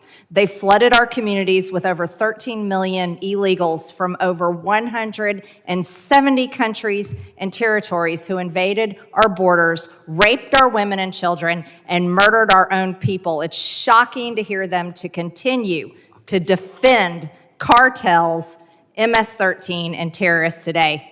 Democrats claimed over and over again that legislation was needed to fix the problems that they created, yet to this day, no new border legislation has been enacted, and border crossings are down 93%. It was just reported that according to CBP, only 5 aliens were temporarily released into the United States in all of April. Only 5. This is compared to the 68,000 released in April of 2024 under the Biden administration. Thank you, Secretary Noem, for your great work and your leadership. This is truly saving America. There's nothing Democrats love more than defending the cartels, the criminals, and the rapists, and now we finally have a president in the White House and an administration that defends the American people. As you're aware, Secretary Noem, CISA previously developed a censorship laundering scheme through its counter mis, dis, and malinformation, MDM, efforts that suppress conservative opinions and went after President Trump's supporters. Members of Congress, senators, including myself, were permanently banned. I was permanently banned on Twitter under this. What started as an election interference campaign eventually developed into censoring issues well beyond the election and COVID and climate change. Through their NGO partnerships, tickets were created on posts they thought were misinformation and subsequently sent to social media platforms with recommendations for them to be censored. Would you please provide an update on your efforts to investigate the severity of MDM efforts during the Biden regime, and what steps are you taking to ensure CISA will never again serve as the United States government's Ministry of Truth? Yeah, no, thank you, Congressman. The CISA definitely was so far off mission, they forgot what their purpose clearly was. The CISA was created to hunt down bad actors and to harden our systems, to support local infrastructure, critical infrastructure that makes this country run, and those small and medium-sized businesses that don't have the resources to make sure that their software programs, their technology was secure from hackers and from bad actors around the world. Instead, what they were doing by out there deciding what was truth, what wasn't truth, censoring what people could say, was not their mission whatsoever. And so we have stopped those activities. We have refocused our resources back onto the cybersecurity mission and ensured that CISA is cooperating with our local and state individuals and businesses to make sure that we're truly being proactive at not just hardening our systems, but stopping the attacks that we have from countries that hate us. So the Ministry of Truth, as what CISA was operating before, was wrongful actions that were taken by employees of this administration, the last administration, to go after political targets, to manipulate the information that Americans were receiving, and that has stopped. We have fallen far behind in what we've been able to do as far as cooperating with other intelligence agencies and with those at the state level to make sure that we're being proactive. And that's one thing that we have focused extremely hard on in the last several months, is ensuring that those relationships are built back up, that we're partnering with private businesses to get the support that we need to make sure that we are hardening America's systems, because we're vulnerable to our weakest link. And oftentimes our weakest link is that small business or individual that ties into our largest systems. Yes, thank you. No American should be censored by their government for their political beliefs and their statements. Thank you for that. Also, the Trump administration has committed to reuniting unaccompanied alien children lost or trafficked under the Biden-Harris administration back to their families and guardians. What efforts is DHS taking to ensure that these vulnerable children are safely reunited with their loved ones? Because the Biden administration lost hundreds of thousands of children. Yes, absolutely. We know that there was upwards to over 300,000 children that were lost during the last administration. So President Trump has made it a priority of every cabinet secretary and agency to make sure those children are located, that they are returned to safety. As you know, the refugee program and sponsors were greatly abused under the previous administration, and the Department of HHS is bringing some integrity back to that program and making sure that these children are cared for appropriately, and that someone is watching over them that truly has their best interests at heart, that really truly cares for them as a family member. I would say over 5,000 have been found, and our HSI individuals and law enforcement officers are continuing to identify them. Gentlelady's time has expired. I now recognize Ms. Ramirez for 5 minutes of questioning. Thank you, Chairman. Secretary, it's good to see you. I'm going to go straight to the questions because I have a lot of them. Let me start just following up with Congressman Goldman about judiciary. Do you agree that the judiciary is a co-equal branch of government, and it is your obligation as a member of the executive branch to honor decisions made by the highest court of the land? Yes or no, Secretary? We are abiding by all federal judges' orders, absolutely. So yes, it's a co-equal branch of government. Okay, well, let me ask you a follow-up question to that. Do you agree that Congress is a co-equal branch of government, and it is your obligation as a member of the executive branch to honor legislation and appropriations duly authorized by Congress? Yes or no? Yes, that's why I'm thrilled to work. Well, let me ask you the follow-up question here, because I have a lot of them. Do you agree that Article 1 of the Constitution gives Congress the power of the purse? Yes or no? Yes, it is a duty. Do you of believe Congress that, to be let me able ask to you another appropriate follow-up, it's funds. just yes or no. Do you believe you have the power to disregard congressional appropriations and unilaterally repurpose funds that have been duly appropriated by Congress? Yes or no? Ma'am, we are not doing that. So the We are answer to using you is dollars no. as to All how right, they well, were it was a yes or appropriated. no, We're ensuring the Secretary. Let me programs have continue. Interestingly, you said no. But since you've been Secretary, You have repeatedly disregarded the law. You have illegally impounded funds that Congress appropriated and that your branch of government must implement pursuant to the law.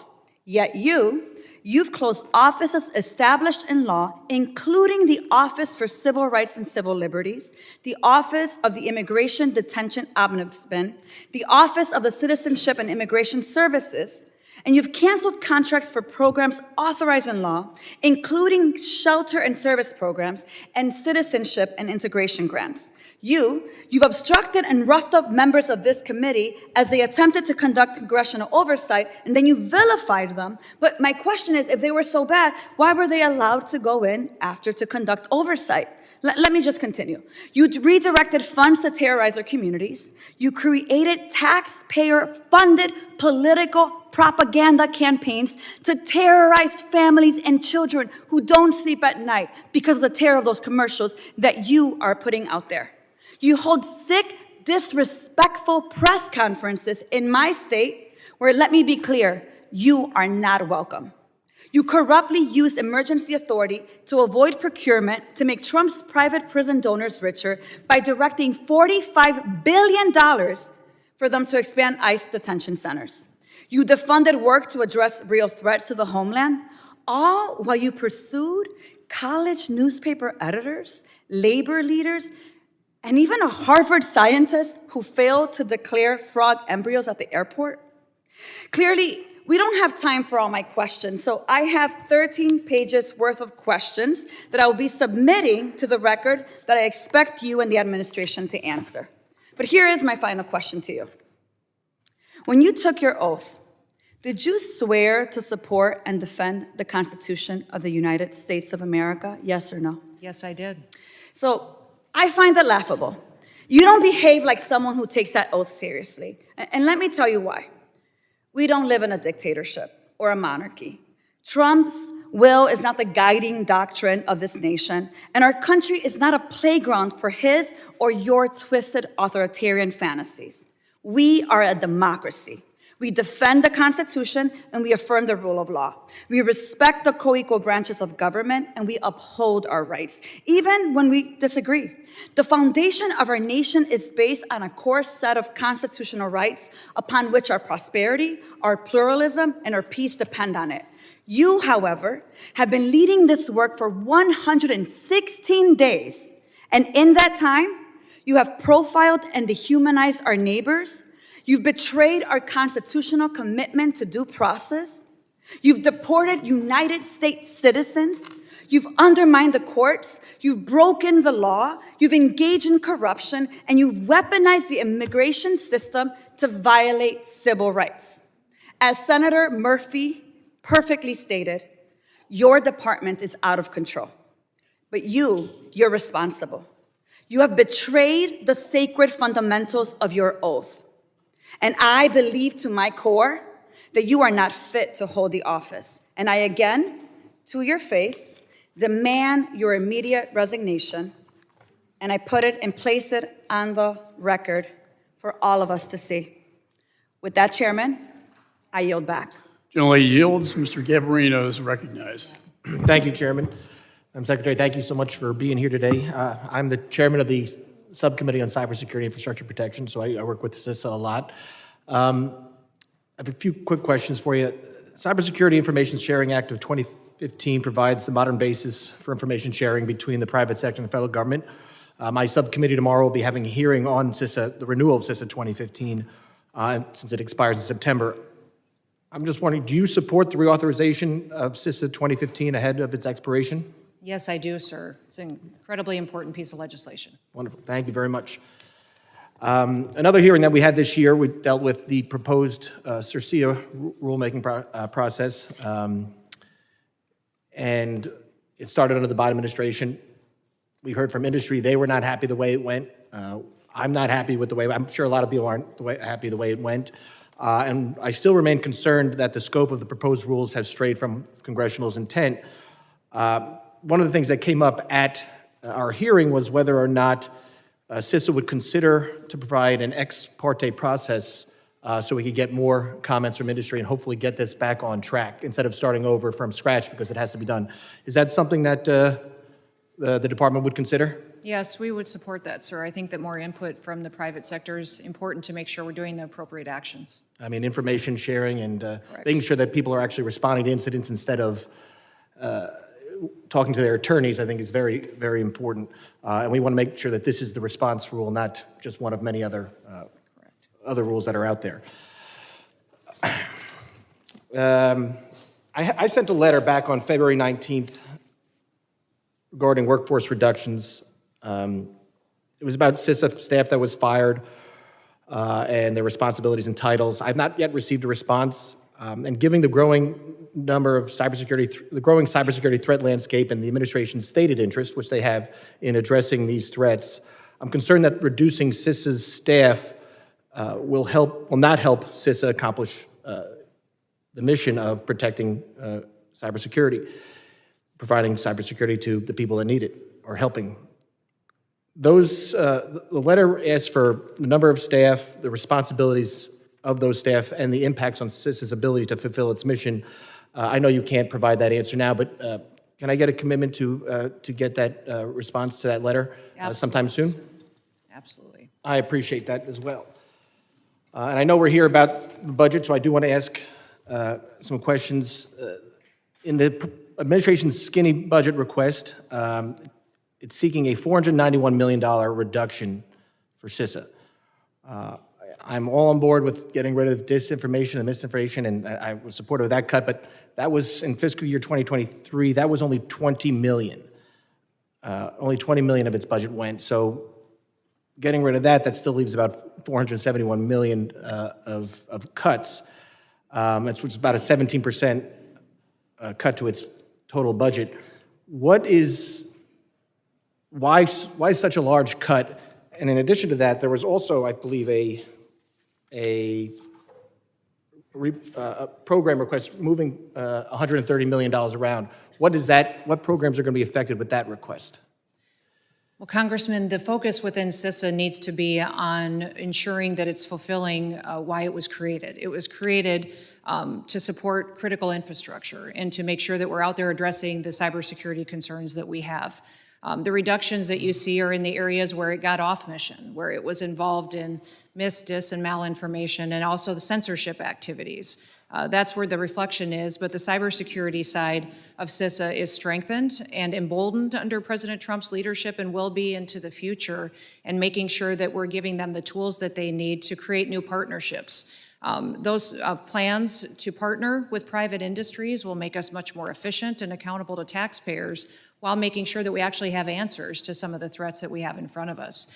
That's the thing that has alarmed me the most about CISA is the lack of information that they have, the lack of solutions that they have, and how they protect our critical infrastructure. And when you look at Volt Typhoon, it wasn't just that we're vulnerable. It's that the Chinese have proven, PRC has proven with bad actors that they can shut down our water plants, our electrical grid, that they have the ability to do that. And if we think something in the past like a pandemic or a crisis like that was scary, wait until people's electricity is gone or their water system shuts down. And so that is one of the reasons why CISA needs to be laser focused on truly what its mission is. Yeah, I appreciate that, and I'm out of time, but I also just want to say I hope we can work together on this, and I'm very excited for Mr. Planke's nomination. I think he's going to do a great job, and hopefully they can confirm him sometime soon. But I'd like to talk to you more about the budget when we have a chance. Its time has expired. Chair recognizes. Mr. Chairman, I'd like to ask unanimous consent to enter for the record an article from the Oversight Project that quotes the Supreme Court case Gojek versus the United States that talks about Congress's power of oversight, stating that no committee of either the House or Senate and no senator and no representative is free on its or his or her own to conduct investigations unless authorized. And that was a Supreme Court case. I'd also ask you— Without objection, so ordered. Thank you. I also ask unanimous consent to enter for the record that the ICE facility that Democrats and one of our own members here stormed, according to the Secretary, Assistant Secretary, of Homeland categorized these detainees in ICE as murderers, terrorists, child rapists, and MS-13 gang members. Without objection, Mr. so ordered. Chairman, Thank you, Mr. Chairman. I have unanimous Mr. consent. Mr. Goldman is recognized. I would like to introduce an article just published by Bloomberg Government in which the acting director of Immigrations and Customs Enforcement acknowledges that any member of Congress has the right to show up at any detention facility with or without appointments, and that he will follow that law. Without objection, so ordered. Thank you. Mr. Chairman, I have unanimous consent also. Gentleman's recognized. Thank you. I just want to also enter for the record Section 527A of the Department of Homeland Security Appropriations Act of 2024, that it says explicitly that members of Congress have the right to access ICE detention facilities with no prior notice at any time. If I can- Without objection. Thank you. So ordered. Ms. McIver is recognized. Thank you, Mr. Chairman and Ranking Member. A lot has been said, and I expect a lot more will be said about the department's interaction with members of this body when it comes to oversight. But this is not about me. Madam Secretary, it's not every day we have a cabinet member before this committee. As you know, the members of this committee have constitutional oversight responsibility for your department, and there are many things regarding this administration's Homeland Security policies that require our immediate attention. That is the work I am here to do today and every day. Secretary, this committee and the American people deserve answers for the actions of the Department of Homeland Security under this administration and the policies that have been put into place. The department has overseen a regime of cruelty, chaos, and deep disregard for human dignity, all under the pretense of security. The department is being mismanaged, and its policies undermine our nation's values.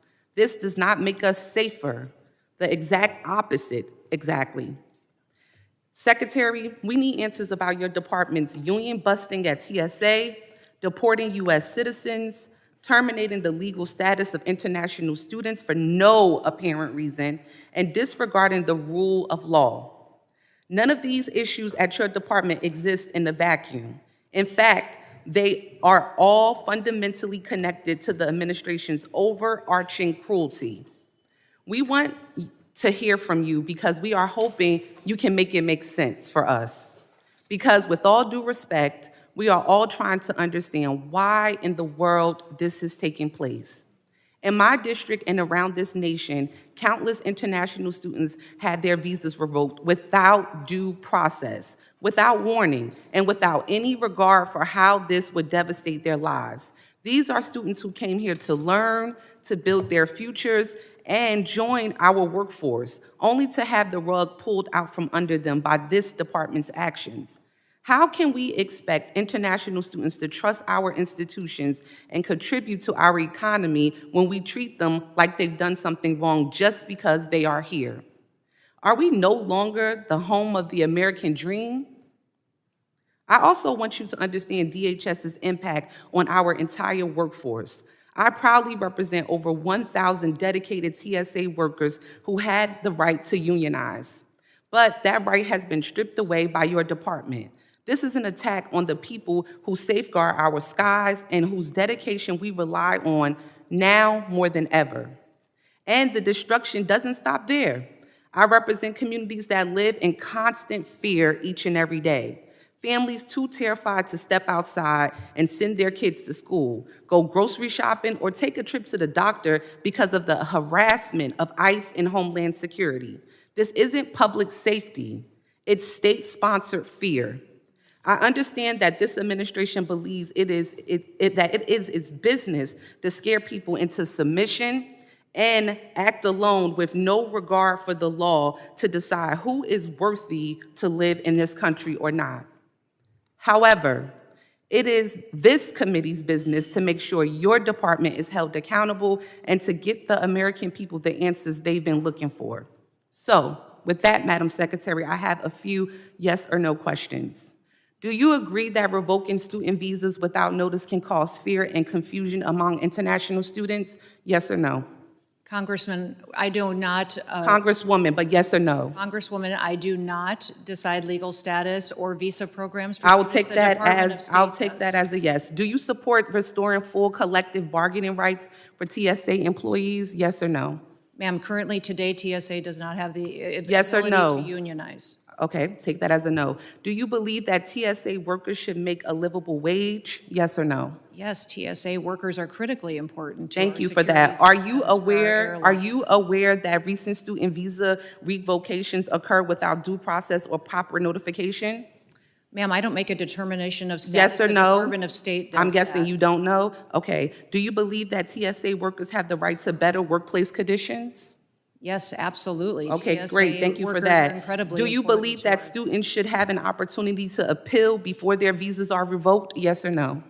All processes are followed and that are set out as tools. I'm guessing and it's a no. Okay, processes one in more this last question in Congress. 9 seconds. Do you believe that that revoking collective bargaining rights for TSA workers affects their morale and job performance? Yes or no? I believe TSA is critically important. Okay, in the I'll take future that and as, they have maybe been- you don't know, maybe it's yes or no. Gentlelady's time has That expired. I now that recognize yield. Mr. Gonzalez for 5 minutes of his questioning. Thank you, Chairman, and thank you, Madam Secretary, for doing a wonderful job. And it's been a breath of fresh air. A lot of people like to talk about the border. I represent a large part of the border. The places that are on TV are the places that you have visited, the places that I represent, like Del Rio, like Eagle Pass, like El Paso, other places. And y'all have done a fantastic job. I want to start with BORTAC.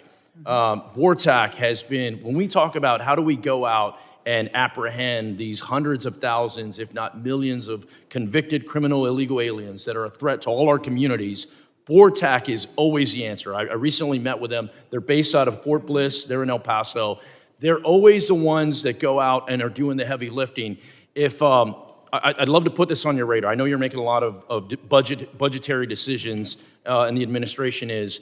That facility is way, way outdated. For the work that they do, they need a new facility. And I know it's on Fort Bliss. If there's a way that we can work either through this committee or through the Appropriations Committee to find a way to give them the proper housing, just the proper headquarters that they need, I think this would be very critical in going out there. I'd love to hear your thoughts on BORTAC. Yeah, I spent some time with them as well down at Fort Bliss, and they do incredible work, and they don't just operate within their own agency, but also partner with other law enforcement agencies and meet needs around the country at a moment's notice. So their skill set is unique.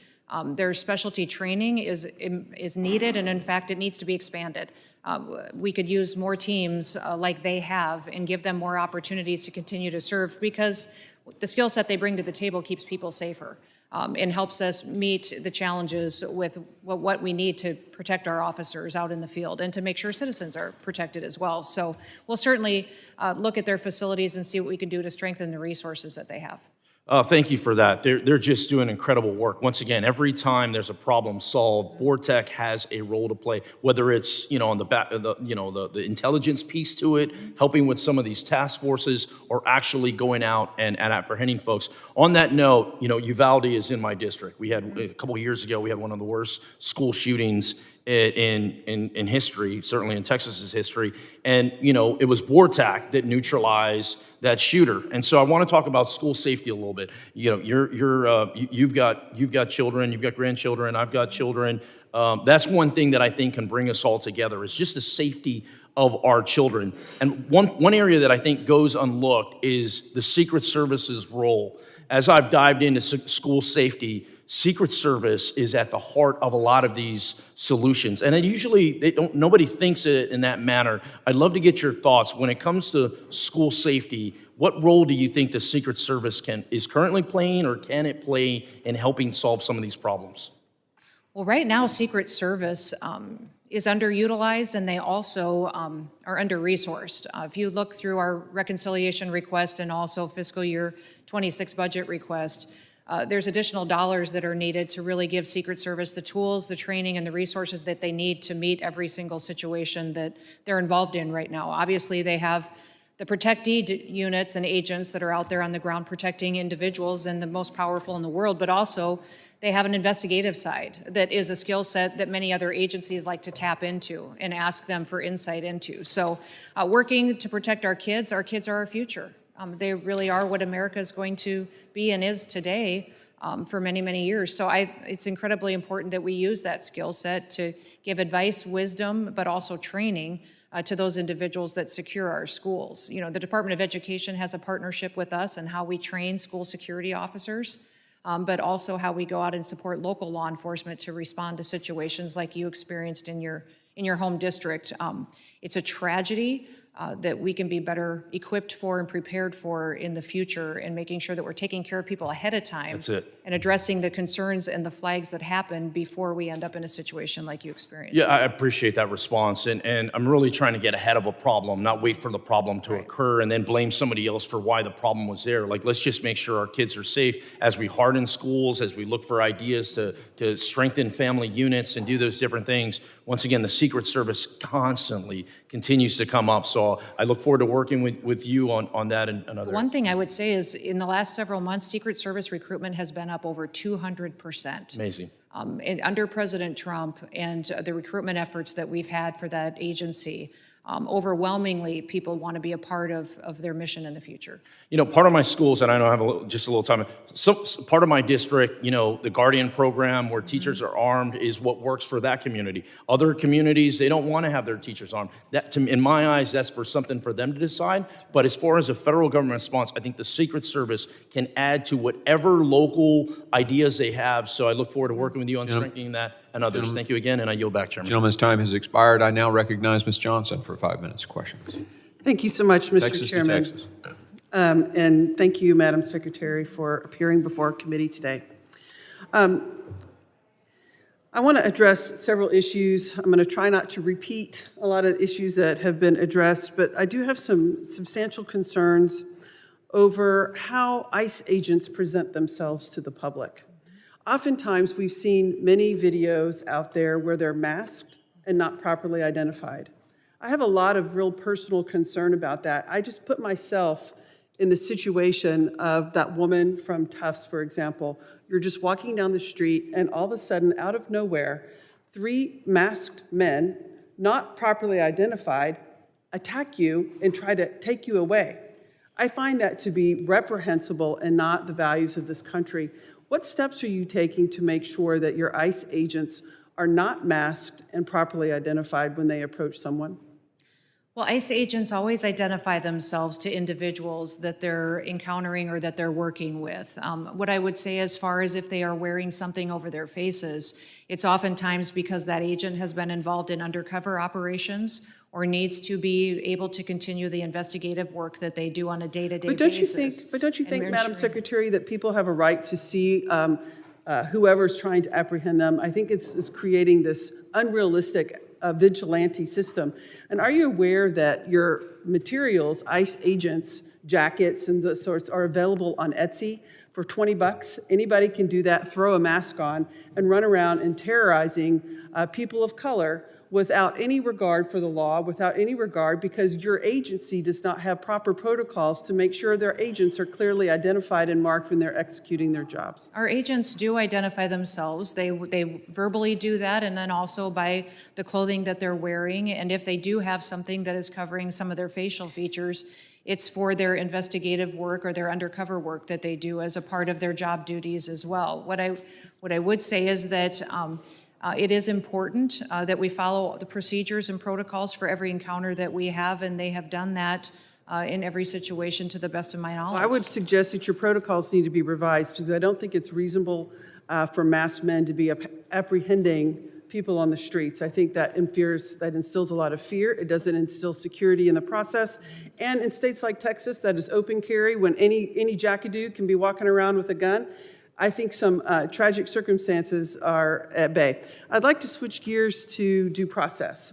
I have a lot of concerns about the lack of due process that your agency has been affording people in this country. In Texas, for example, you had rounded up 171 individuals, were preparing to deport them, and it wasn't until the Supreme Court issued an opinion that that was unconstitutional and that their due process rights were being violated did your agency actually stop and adhere to the Supreme Court's opinion. My question to you is, Has those efforts ceased in your agency? Are you going to cease trying to deport people without access to due process in the courts of law in compliance with the United States Supreme Court?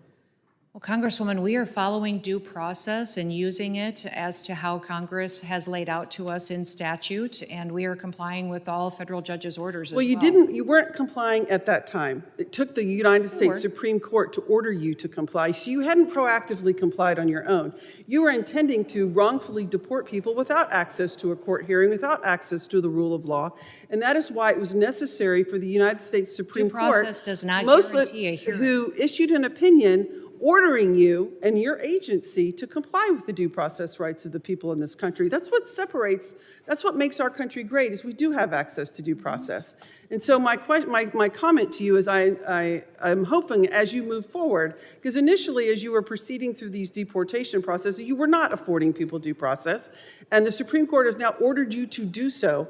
So I am assuming by your testimony that you do intend to comply with the Supreme Court's order moving forward, and we're not going to have any more instances of wrongful deportation without proper access to due process. Is that correct? We are following federal judges' orders, and we are complying with due process we look procedures forward to as that. they are laid out, as Congress has given us those tools to do that. Thank you, Madam Secretary. I have one other question about FEMA. I'm very concerned about the destruction of FEMA. You know, Texas is a state that has a lot of hurricanes, tornadoes, and natural disasters. We rely upon FEMA extensively, and I'm very worried about that. And when you are governor, though, you actually utilized FEMA for your own state. So you did recognize at the time when you were serving as a governor that FEMA played an important role in natural disasters within South Dakota. Is that correct? Yes, we had 12 FEMA-related disasters during the 6 years I served as governor of the state of South Dakota. But I just find it, I'm running out of time, but I just find it ironic. I now recognize Mr. Pfluger, the gentleman from Texas, for 5 minutes. Thank you, Mr. Chairman. Secretary, thank you for being here. What a difference an election makes, what a difference a Congress makes, what a difference having you here instead of asking thousands of questions and getting no answers. And I'll start with the first question that I left off with and I know that may be funny to my colleagues, but it's not funny to me because of the known and suspected terrorists, the KSTs that came into this country. And I'll basically lead off with the last question that I asked your predecessor, which was the policy of the Department of Homeland Security and this administration when it comes to KSTs. And talk to us about the successes that we've had and kind of where we stand, because they left us with a real mess with 40 plus people that were in this country. And, you know, I'd like to hear what your department has done and tell us kind of the path forward. Yeah, absolutely, Congressman. The previous administration let a lot of dangerous individuals into this country and get a foothold, and then not only just allowing them to perpetuate terrorist activities in our country, but also recruit new members and to build out their systems and to gain access to our infrastructure. So I'm very proud of the fact that President Trump has aggressively enforced the law. Let us use the tools that are afforded to us under the Department of Homeland Security to address these threats, bring them to justice and face consequences, and to get them out of our country.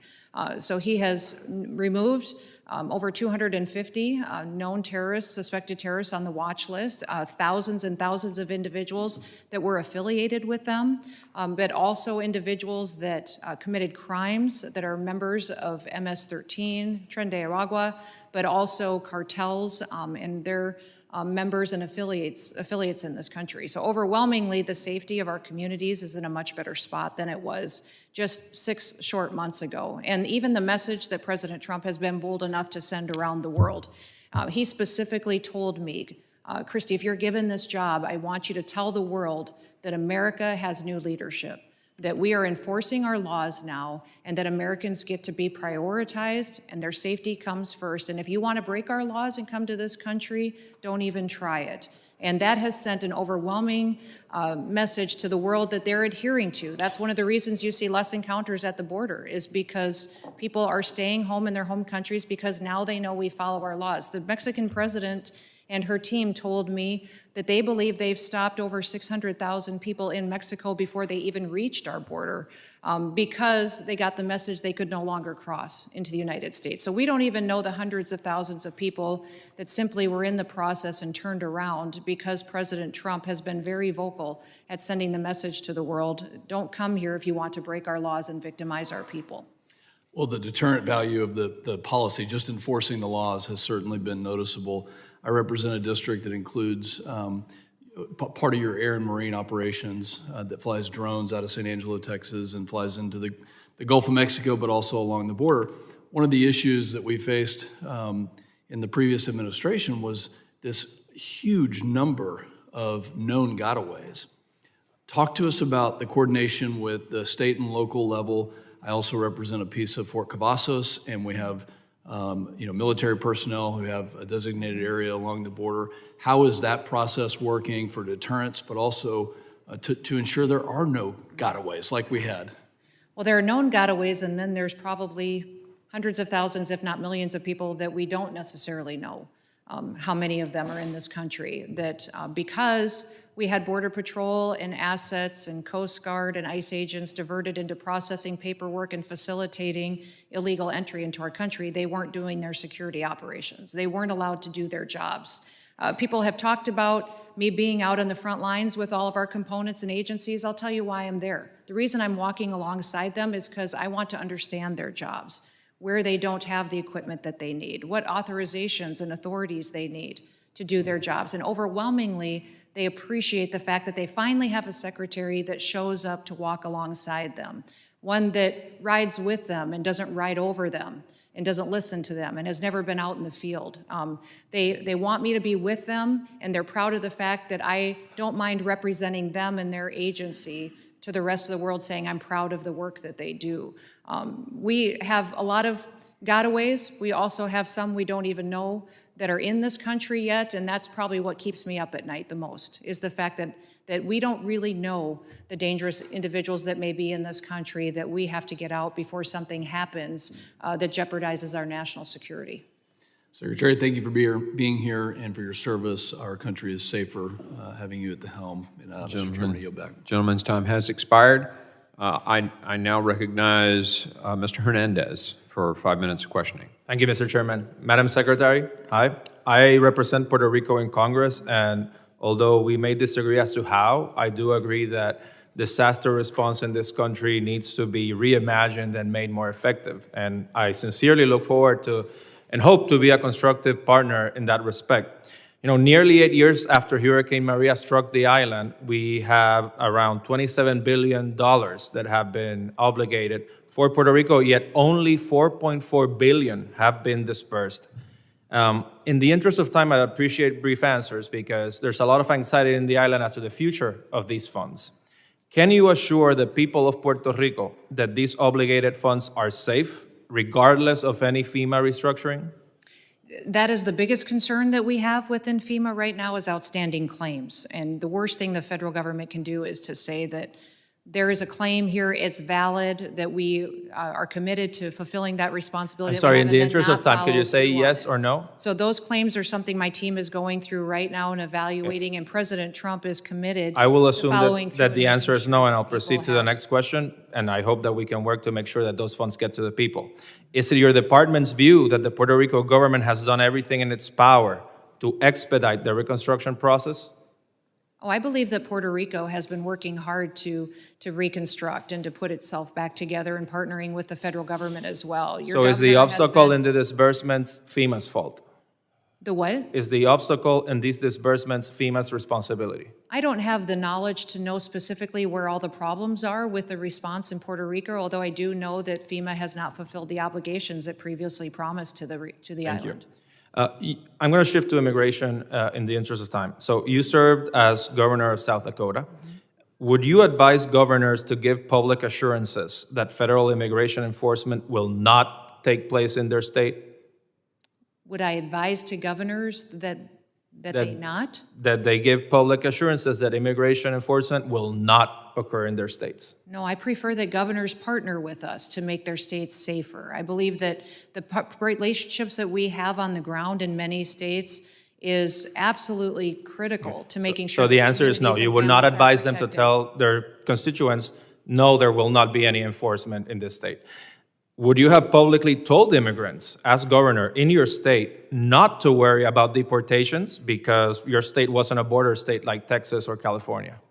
I felt as though my state was a border state because we were every day impacted by the drug trafficking and the human trafficking that was coming over the border and had put a foothold in the state of South Dakota. Every state was dramatically impacted. Okay, so by so the you open so border you policies you of the would Biden not have administration. told immigrants in your state, don't worry about deportation.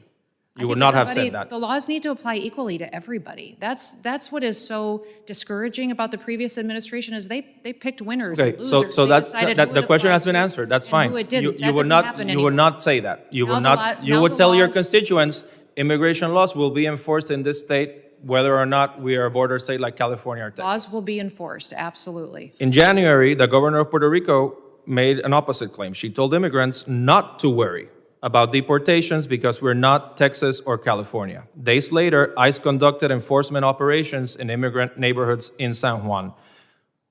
Was that a responsible thing to say? I didn't hear her say that and haven't heard this before, but I believe that the partnerships we have with governors is extremely powerful in keeping their communities safe.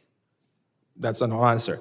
Was she aware, was she briefed by DHS about the immigrant raids that would happen in the ensuing days? I have no knowledge to that situation. What I will tell you is that every governor that I know of feels the responsibility of protecting their state, and they should be making the best decisions to secure their communities and their families that live there. And that includes telling people in their states or jurisdictions, the administration's policy is that there will be raids to detain people who were undocumented in their jurisdictions, not to tell them, don't worry, this will not happen here.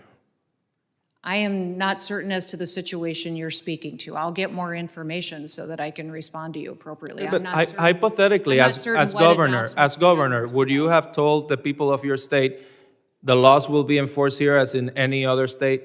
What I would tell my people of South Dakota is that my job is to work for them and to represent them and to be their leader and protect their best interests. That includes making sure that citizens of South Dakota are my number one priority every day. I understand that, and I thank you for your time. And like I said at the beginning of my turn, I do look forward to working constructively on ways to reimagine FEMA and disaster response and to make sure that those funds, which today you have told us are not guaranteed for the people of Puerto Rico, are guaranteed and delivered on time. Thank you. Gentleman's time is expired. I now recognize Mr. Luttrell for 5 minutes of questioning. Thank you, Mr. Chairman. Madam Secretary, how are you today? I'd like to talk about the health and wellness of our operators, our DHS and immigration, everyone that's underneath your portfolio. I think the one thing that's often lost is that, you have military veterans in the room with you, and our role and responsibility was to put on a uniform in our body armor, and we deployed globally to fight terrorism. And we had to leave the country to do that. And the men and women under DHS, they put on their uniforms every day and deploy right out their front door. And that's challenging. That is a unforgivable, kind of space. And my focus in the veteran community and active duty service, as well as your department, is the health and wellness of our operators currently and after they leave the career. Can you shed some light on it? And to make another point, one of my lovely colleague from Texas was concerned about they cover their faces up and the kits that they wear, and I can understand that's aggressive. That's a posturing, and it's not. We don't get in gunfights every day, but the day that happens, you will appreciate the fact that you're wearing that uniform. And I'll also add, it's just, if you're presented with somebody that's got their face covered, that can be scary. I got it. But when you're dealing with terrorist organizations that are internal and on our borders, it's not the operator that they're going to go after. They'll take a picture of that face and go after the families. So it's anonymity for the operators too, which needs to be said because it's important to protect the men and women that work under your department. So if you will, please, can you kind of shed some light on me where we currently are now that you're the secretary for our health and wellness, cognitively and physically, and where we're going, please? Well, it is a concern for me, especially since we've seen an escalation in violence against our law enforcement officers, and specifically those even within the Department of Homeland Security. The aggression that they face every single day as a part of their job duties is something that we have to make sure that we recognize and that we have the tools to help them and their family be successful. So going forward and making sure that we're providing health care, but also mental health care is a priority of the department and this administration, recognizing that the previous administration let a lot of dangerous individuals, terrorists, and gang members and known cartel members into this country. And now, and they've recruited new members, and they've recruited homegrown terrorists that are citizens of the United States that are members of TDA now and MS-13 that present new and unique challenges. That is something that we have made a priority to make sure that we're equipping them, to prepare them for situations they're going to face with training and giving them the right equipment to protect themselves, but also when they step back from that line of duty, how we can help them be whole and go back and live a successful life with their family. What I would say is that it's difficult in areas of this country that were neglected for too long, especially in our Coast Guard. They're often very remote and isolated. They don't have access to specialty care, to mental health care, and it's my commitment to all of our departments and components in the Coast Guard that I get them that kind of care where they're located, because sometimes where they're stationed is not an area where that is available to them readily. Yes, ma'am. And my office, and myself included, look forward to working with you and your team on this. I'd hate for that to be lost in translation as hard as Coast Guard, Coast Guard, Secret Service, our agents, as hard as they work, it's not, and I can't say I disagree, but it's just something that's happening. We don't do baseline assessments on these operators, which we should absolutely do. We should track the health and wellness from start to finish. And then when we hand them off back to their families, hey, we have the in comfort knowing that they're going to be fine once they move on to the next chapter of their life. So I look forward to further conversations with you and your team. Thank you very much, Mr. Chairman. I yield back. Gentleman yields. I now recognize Mr. Kennedy from New York for 5 minutes questioning. Thank you, Mr. Chairman. Secretary Noem, thank you for your time before this committee. Today is a solemn day for my community in Buffalo, New York. 3 years ago, on May 14th, 2022, a gunman, motivated by racism and hatred, drove 2.5 hours from his home to the east side of Buffalo to carry out an act of domestic terrorism. Equipped with enhanced body armor, a tactical helmet, and a semi-automatic rifle, the gunman opened fire at a local grocery store in a predominantly black community. In just 123 seconds, he took 10 innocent souls that day, severely injured 3, and traumatized countless other individuals. Because of this act of domestic terrorism, radicalized and indoctrinated online, and carried out in the name of white supremacy, families in my community will never be whole again. Buffalo now joins a growing list of communities impacted by mass shootings carried out by lone wolf, homegrown, domestically radicalized, disturbed individuals. Secretary Noem, in your written testimony today, there's not one mention of this kind of threat to the homeland. You refer to foreign terrorist organizations. You refer to aliens who are affiliated with foreign terrorism. You refer to arrests of suspected gang members. Not once do you mention the term domestic terrorism, domestic terrorist, or lone wolf. There's a gaping hole in your testimony today. You fail to reassure this committee or the American people that you'll protect the homeland from bad actors, radicalized right here in the U.S., like the gunman who opened fire on my community 3 years ago today. There's been a systematic, intentional effort by your department and this administration since January 20th to ignore the very real threat posed by domestic terrorism. This is a blatant negligence made abundantly clear by the administration's budget and by President Trump's broader actions to defund the Department of Homeland Security initiatives that track and prevent domestic terrorism.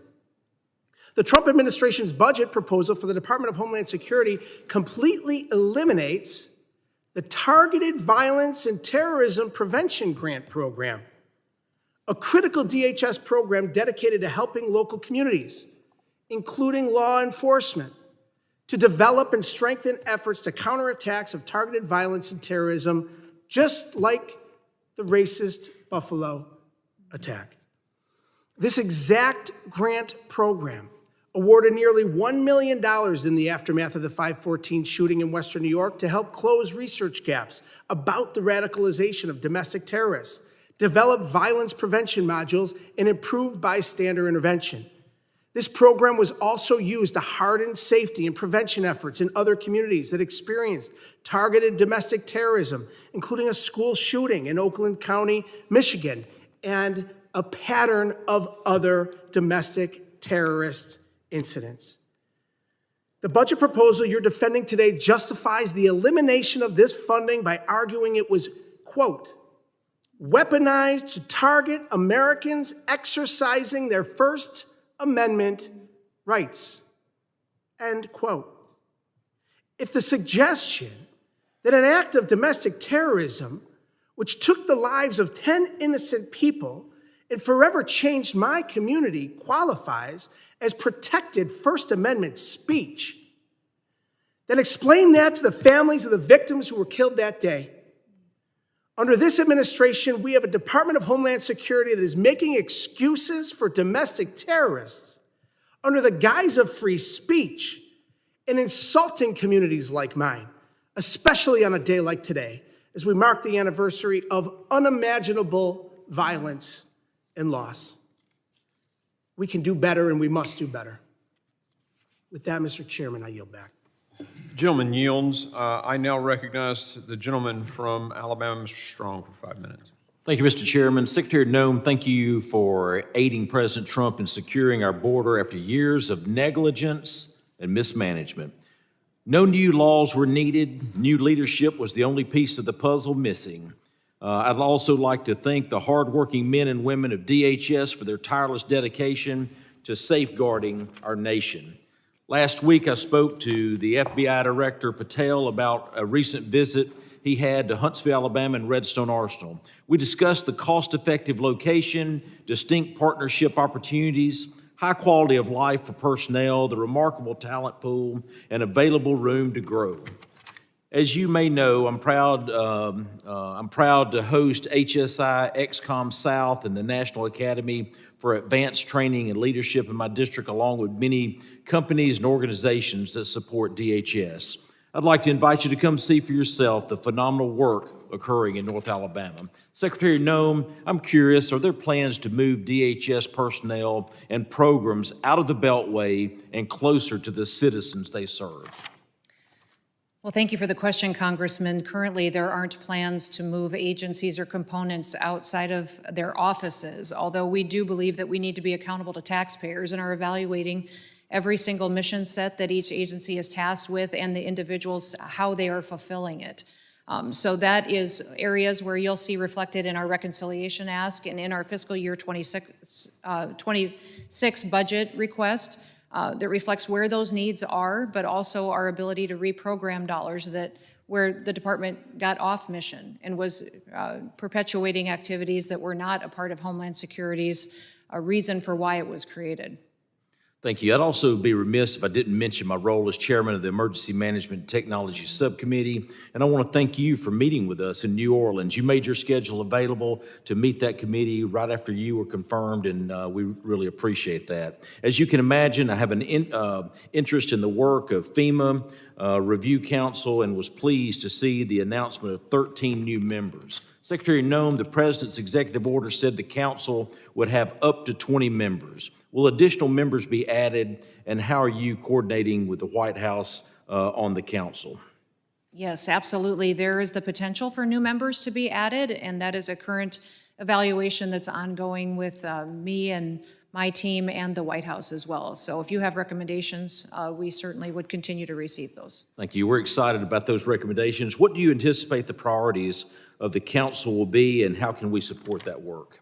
Well, the priorities of the council is to evaluate FEMA as it stands today and how it can better be reformed and replaced to respond to people's needs in a time of crisis. What we can do to strengthen states, to give them more tools and resources to take care of their people and empower them to make decisions in in a critical response period. Many times you've seen over the years where the federal government has not shown up when they were expected to, and then even after a crisis was over, had committed to being there to help people restructure and to rebuild, and never followed through on it. We still have claims outstanding in FEMA from Hurricane Katrina, wildfire claims from out west that are 10 years old, where people said, we have this claim that's lost, FEMA committed to pay it and still has not followed through on that. We saw political targeting that happened in North Carolina, where individuals within FEMA decided who could get help and who didn't get help.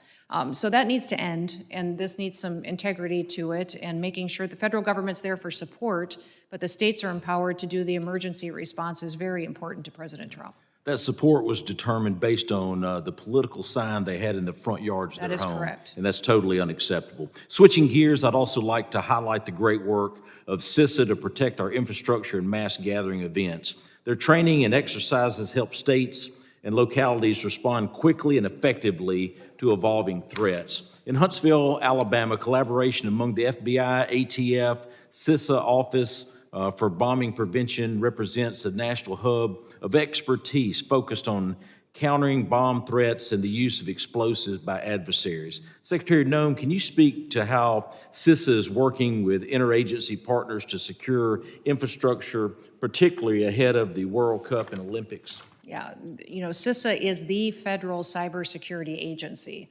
It is the priority point for all agencies to interact with and their connections to state and local governments. And many times CISA got siloed, and our CIA, FBI, intelligence agencies were siloed and not sharing information.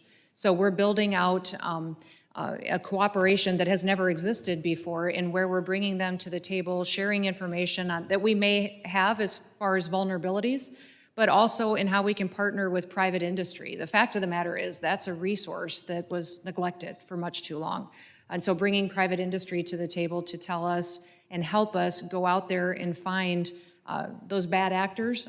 Oftentimes they know, but they don't have a protection of letting us know without some kind of liability that they expose themselves to. So we're committed to building those kinds of partnerships so that they can flag threats to us without worried about retribution from those bad actors into their own companies. Secretary Noem, it's an honor to have you before us today. We'll see you in Alabama soon. Mr. Chairman, I yield back. Thank you. The chair now recognizes the gentlelady from New Jersey, Ms. Poe. Thank you, Mr. Chairman. Madam Secretary, good afternoon.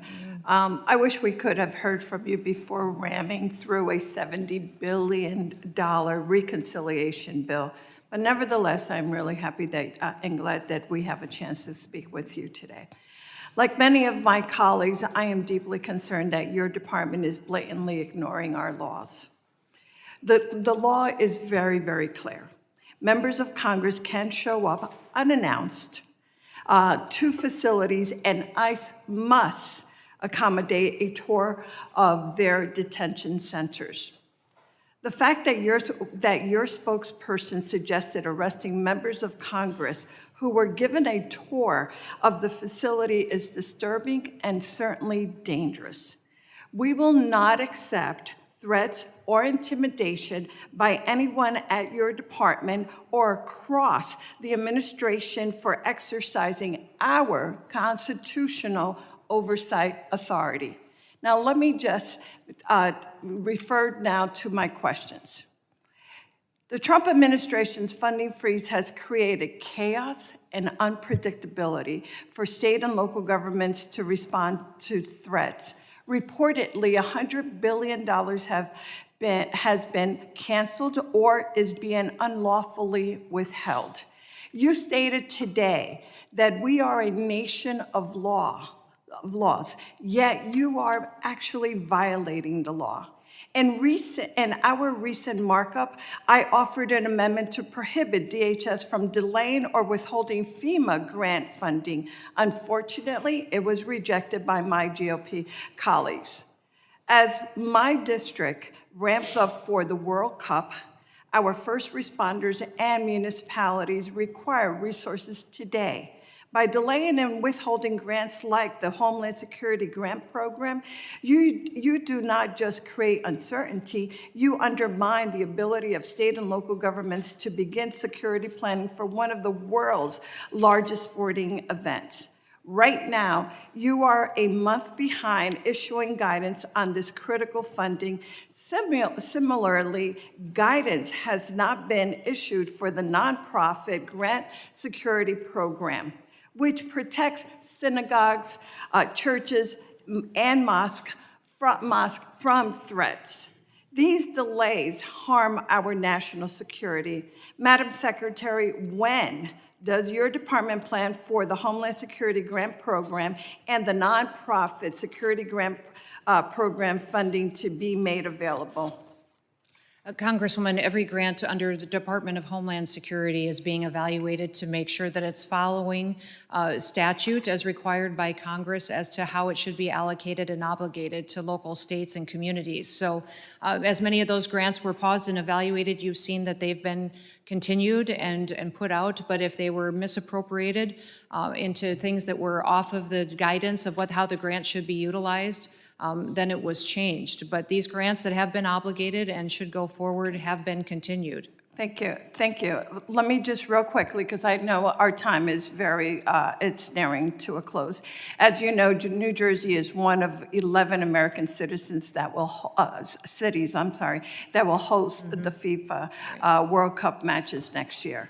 The final match will be held in my district in New Jersey. There will be tens of thousands of spectators at the final match and hundreds of thousands more attending Fan Fest throughout the northern New Jersey area. The World Cup is a time of international competition and celebration, but I worry about the chilling effect of the Trump administration's anti-immigrant rhetoric and America's ability to serve as a welcoming host. To add, the Trump administration is looking to reinstate and expand a travel ban targeting 43 countries for restrictions on entering the United States. Can you please tell us how you will ensure that fans traveling legally to the United States are not targeted for immigration raids? We are already working as an administration with the teams from all the countries that will come and be competing and their fans as well to process their paperwork and to help facilitate their travel to the United States. And as you've seen, the president has formulated a task force that will focus on holding this unprecedented event and doing it in the safest manner possible while adding hospitality to it and helping people enjoy the matches and enjoy interacting with each other. And as you know, over 10 million people will attend the matches over that month-long period of time. Over 22 million people will interact through activities. You'd mentioned Fan Fest, and that is something that the Department of Homeland Security is tasked with. It's our responsibility to partner with local communities and cities that are the hosts, and we'll be working with your city as well to ensure that we're prepared for it, that we have the needs met, and that we are doing all that we can to secure each location. Thank you. I look forward to working with you in that regard. Thank you very much. Thank you, Mr. Chairman. I yield back. The chair now recognizes the gentleman from Oklahoma, Mr. Brukeen. Thank you, Mr. Chairman. Madam Secretary, it is so nice to see chaos and confusion and lawlessness being replaced by law and order. Thankful to you serving on this administration and implementing common sense. I don't know today that it was discussed, and if it has been, I missed it.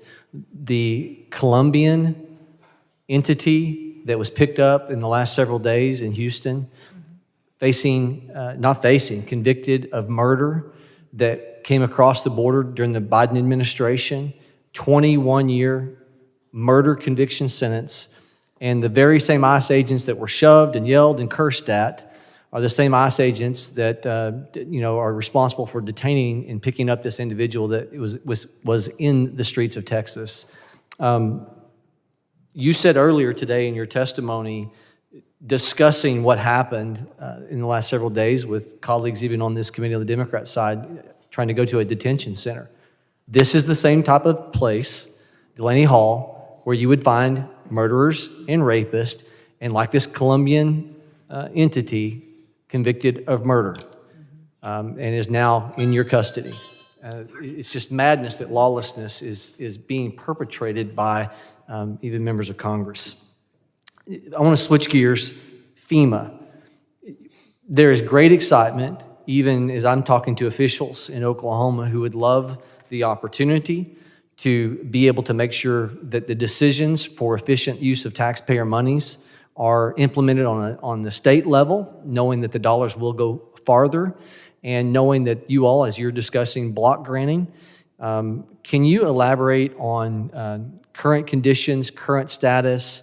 There are people all over the country, even, there's a Democrat member that is former emergency management who talks about the efficiencies that can be picked up on the state level. Can you talk about where you all are at, where we're headed on FEMA reform that can make the taxpayer dollar go farther? Yeah, we've got some incredible work ahead of us to do on FEMA and our response as a federal government and how we support states in this. And there's certainly a lot of people weighing in. We've got members of Congress on the House and the Senate side that have bills and legislation that they want to propose, but also I think it's important to have governors at the table because they're the ones who lead the response many times and know where the downfalls are. In many cases, there's hardworking FEMA employees that do their very best to deliver for those individuals in those communities. But what's happened in the past is that even under the previous administration, some of those FEMA employees were given the opportunity to not respond to a disaster if they didn't want to or if it wasn't convenient. And so recognizing the importance of this agency and prioritizing it and making sure it's there to support the local response is incredibly important to the success for those families that get impacted by unprecedented events. So we're taking input. This review council is going to be continuing to give insight to the White House as well, and then the president certainly has ideas. He's traveled and been there for people on their worst days, and he's heard their stories of how they thought FEMA would be there, FEMA promised they would be there, and then they never showed up. They had a claim that they couldn't do the paperwork themselves. They had to get people to help them fill out this complicated paperwork process, and then the claim was never paid, or there was some problem, and they had to appeal, and appealing was normal, and that just doesn't serve people. Yeah. We need to make sure that it's a predictable process that's timely, and the best way to do that is to empower the local supporters. Well, I've told this story often. Given I've got a minute, I'll relay it to you. I'll never forget in 2012 in Oklahoma, a friend of mine were helping do some cleanup work on machinery. I was on a dozer, he was on a skid steer for people that didn't have insurance. Little rural area, required to push things into vegetative and non-vegetative brush piles. I'm on a dozer. And watched, I come from the dirt works world, and I watched us not be able to light on fire in a rural area that every rancher, from your background, does on an everyday basis when they're cleaning up their property. We had to, at state, local, and federal expense, reimbursed, bring in 18-wheelers with half rounds, take an excavator, track hoe to load that non-vegetative timber in the back of that, haul it off ground somewhere to bury it with another dozer or a track hoe. Between the trucking, the dozer, the excavator, 4 times the cost because, and I ran as a state senator, a new law trying to get state control of that, and we could not get agency heads in Oklahoma to agree because they were concerned we would lose FEMA reimbursement if we had state control over it. Loss of efficiency. Grateful to you all for your leadership, common sense, returning, not chaos, which was the former state before you got in this position. Thank you. The chair now recognizes the gentleman from Arizona, Mr. Crane, for 5 minutes. I want to thank you, Ms. Noem, for coming here today and giving us your testimony. I also want to thank you for the amazing work that yourself and everybody at Homeland Security have done to not only secure our border within just a couple weeks, but also to start deporting folks that aren't supposed to be here in the first place. Secretary Noem, I'm very concerned about the behavior of one of my colleagues on this very committee, who we saw assaulting both verbally and physically federal law enforcement officers just last week on national television. Ms. Noem, what kind of message do you think it sends to the country and radical political agitators that she sits here today, not being charged for a crime, to participate in today's hearing? Well, Congressman, I believe that what you saw last Friday at Detainee Hall was not oversight. I believe that it was breaking into a federal facility and assaulting law enforcement officers. This Congresswoman was surrounded by people who were criminals that were taking criminal actions. And so we need to be honest about what happened there. And we also need to talk about the fact that we have always facilitated visits and tours of federal facilities. We would continue to do that as well. And we would encourage that they work with us to do that in the future rather than to do the unprecedented destructive actions that the Congresswoman and her colleagues engaged in last Friday. Ms. Noem, do you think her presence here today emboldens others to behave in the very same way? I think it would be sad if that's the testimony of what happened last Friday that gets perpetuated. I was shocked when I watched it and saw it, and was extremely discouraged to see that the colleagues that surround those three defend them.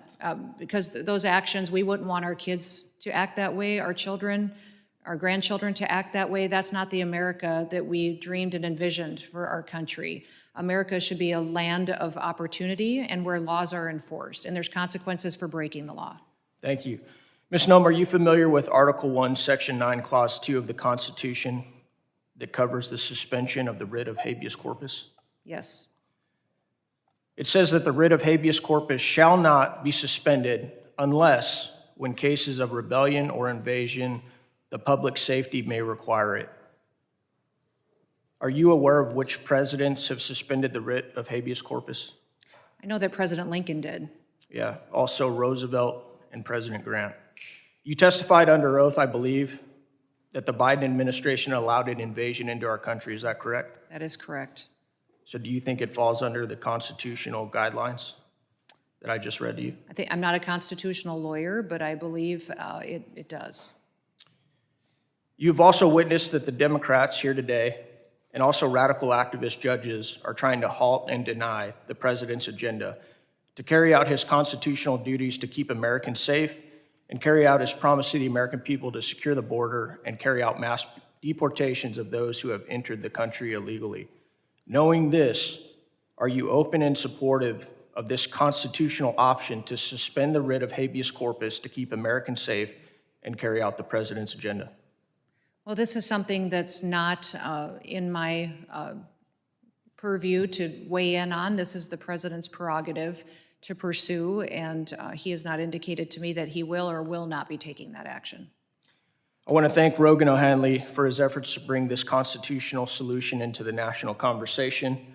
Now I want to shift gears real quick. Ms. Noem, on May 5th, 2025, I joined Congressman Zinke and 8 of my fellow Republican colleagues in asking why it was appropriate for DOD and DHS to require real IDs for entry into Arlington National Cemetery. I did see that letter this week, sir. My question, what information can you share on the security posture of Arlington Cemetery that require real ID?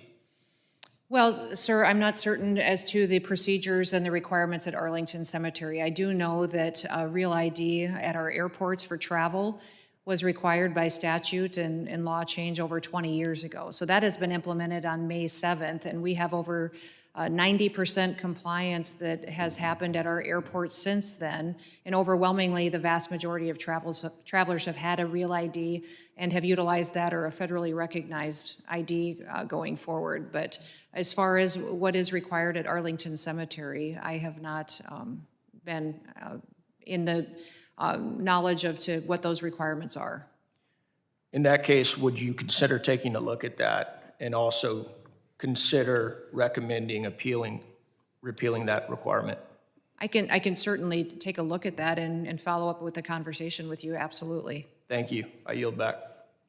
The chair now recognizes the gentleman from Tennessee, Mr. Ogles, for 5 minutes of questioning. Thank you, Mr. Chairman, and thank you, Madam Secretary, for being here. Mr. Chairman, we've spent the last few hours with some of our colleagues defending rapists, murderers, individuals who committed a variety of crimes, and yet I don't believe a single one has asked about the 300,000 children that have been lost in our nation. I don't think a single one of them asked about Lake and Riley's family, or the young girls that recently have been reported between the ages of 12 and 14 that have been raped in Louisiana, Iowa, New York, and other states. And so as we sit here and have this conversation, let's level set about who we're really talking about. We're talking about criminals and thugs. And so let's get back to the reality of who these people are, and not to mention the fact that if they come here illegally, their first action when they come into this country is in fact a criminal act. Now, Madam Secretary, we've heard a lot of misinformation and rapid fire. Let's see if we can't set the record straight on a few things. When it comes to detention centers and oversight provided to Congress, does that oversight provision allow members of Congress to break into detention centers? No, sir, I don't believe. Does that oversight authority give members of Congress the right to assault members of law enforcement? No, sir. Madam Secretary, is assaulting a member of law enforcement a crime? Yes. I would urge, Mr. Chairman, that this committee look into anyone in Congress who has assaulted a member of law enforcement and the respective actions be taken as necessary, looking at the totality of the circumstances. In regards to FEMA, it is my understanding, you can correct me if I'm wrong, upon taking the helm, you discovered that there were a variety of unpaid claims, some of those going back 10 to 20 years. Absolutely. It's also my understanding that under the vision of President Donald Trump and your leadership, you plan to change the response time from 10 to 20 years to 6 months. That is true. Madam Secretary, as someone who was formerly a county executive, whose one of my departments was in fact emergency management, I can tell you that it will be a necessary and very useful as states and communities look to be reimbursed. Let's turn to Nashville, which is part of my district. Under your leadership, Homeland Security and ICE has conducted a variety of raids. Recently, 95, I do believe, of which were arrested who had previous criminal charges. 31 of which were previously deported and snuck back into this country. One of those was a sexual predator. So again, let's level set as to who we are talking about. We're talking about criminals and thugs who have no business being in our country. That being said, instead of thanking you and your leadership and thanking the president, the mayor of Nashville criticized and attacked law enforcement verbally. He then instructed members of law enforcement to report any communication with federal authorities. He then directed the Police Community Oversight Board to direct citizens to file complaints against law enforcement if they cooperate with federal law enforcement.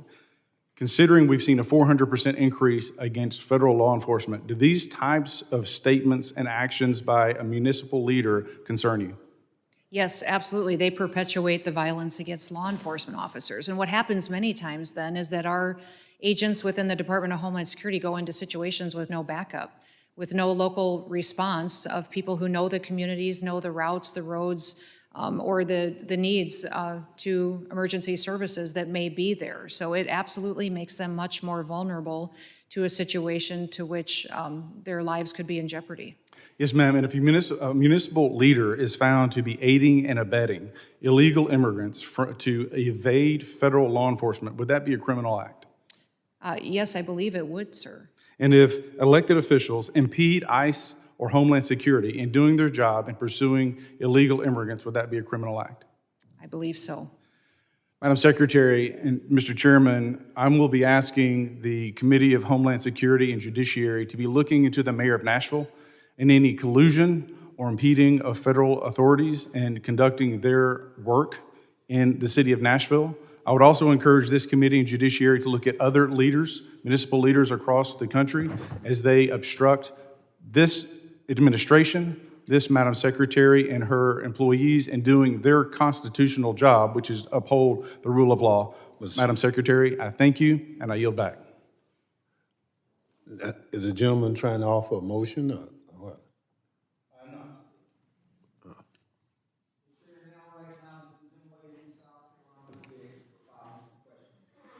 Thank you, Mr. Chairman, and thank you to Secretary Noem for being here. So I represent the 3rd District of South Carolina, and we're happy about the work that you and your team have done and continue to do to secure our border. It's very important. I mean, we could sit here all day and talk about the fentanyl crisis and the trafficking, and it does affect each and every one of us. So you've made it clear that securing the border is not just a national security issue, but it's a financial one. Can you speak to how these enforcement gains translate into tangible cost savings for American taxpayers and counties in Middle America where local law enforcement have had to bear the strain of dealing with these cartel-fueled crime, and just as the fentanyl and the trafficking that I mentioned as well. Yes, the partnerships we've been able to build as a federal agency with local law enforcement and with state law enforcement has been key to helping make communities much safer in the last several months. Those state officials are so grateful to have someone come alongside them and help them address the public safety concerns and threats that they have and that they've been living with for the last several years.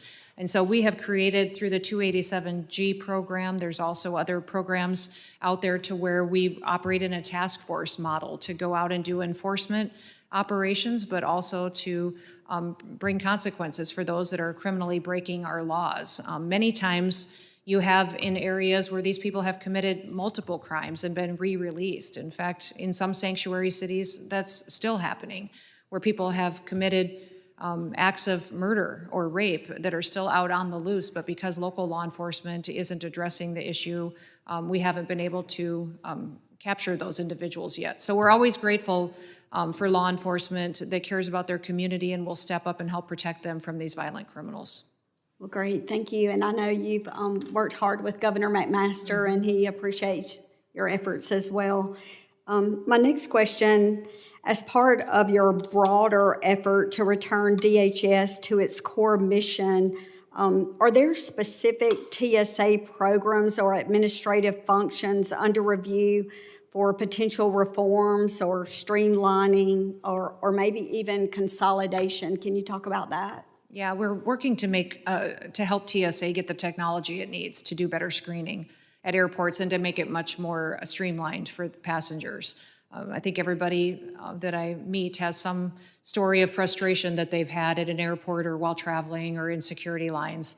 I would say just a few. But I would say that the technology needs that TSA has have been neglected for far too long. So having exit lanes covered by gates instead of individuals would streamline it and help us secure the systems faster, making sure that we have the processes in place to streamline luggage and passengers without the need to take things out of bags and to take off shoes are things that are possible, but we need to invest in them. And that would not only help our transportation security officers be able to focus on their responsibilities, but it also would make it a much better experience for families that are trying to use our federal air system. Well, thank you. I also serve on the Science, Space, and Technology Committee, and I look forward to hearing about what's around the corner as well with that committee. Yes, and thank you for being here. Thanks again today, and I yield back. The gentlelady yields. I now recognize Mr. McKenzie from Pennsylvania for 5 minutes. Thank you, Mr. Chairman, and thank you, Madam Secretary, for joining us here today. I would first like to start by thanking you for the incredible job that you've done securing our southern border in just the first 100 days of the Trump administration. Seeing a 90% decrease in encounters and apprehensions is an incredible job and is a testimony to your leadership and the leadership that we're seeing in this administration. There are two things that I would like to talk about today. First, sanctuary cities, and second, protecting American workers. What we see and hear in this committee today is the defense of violent, illegal immigrant criminals in our local communities.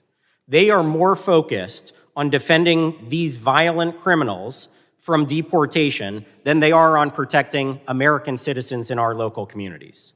And this plays out all across the country. In my local community in Northampton County, they have signed an Executive Order 2028, which bans ICE from arresting illegal immigrants when they're going through processing for a separate crime. And what this means in practice is that when ICE wants to go arrest a violent member of Tren de Aragua or a domestic abuser who is going through the processing in our local community, they cannot go inside that courthouse and actually arrest that person. They have to stake out the courthouse outside, taking up hours of resources from law enforcement, potentially leaving our community more vulnerable. If that person were to go out a different exit of the courthouse and escape into our local community, they would be free to rain terror all across our beautiful Lehigh Valley. So when we see people talking about due process, and when we hear about upholding the rule of law, there are people all across this country who want to defend sanctuary city status in violation of federal law.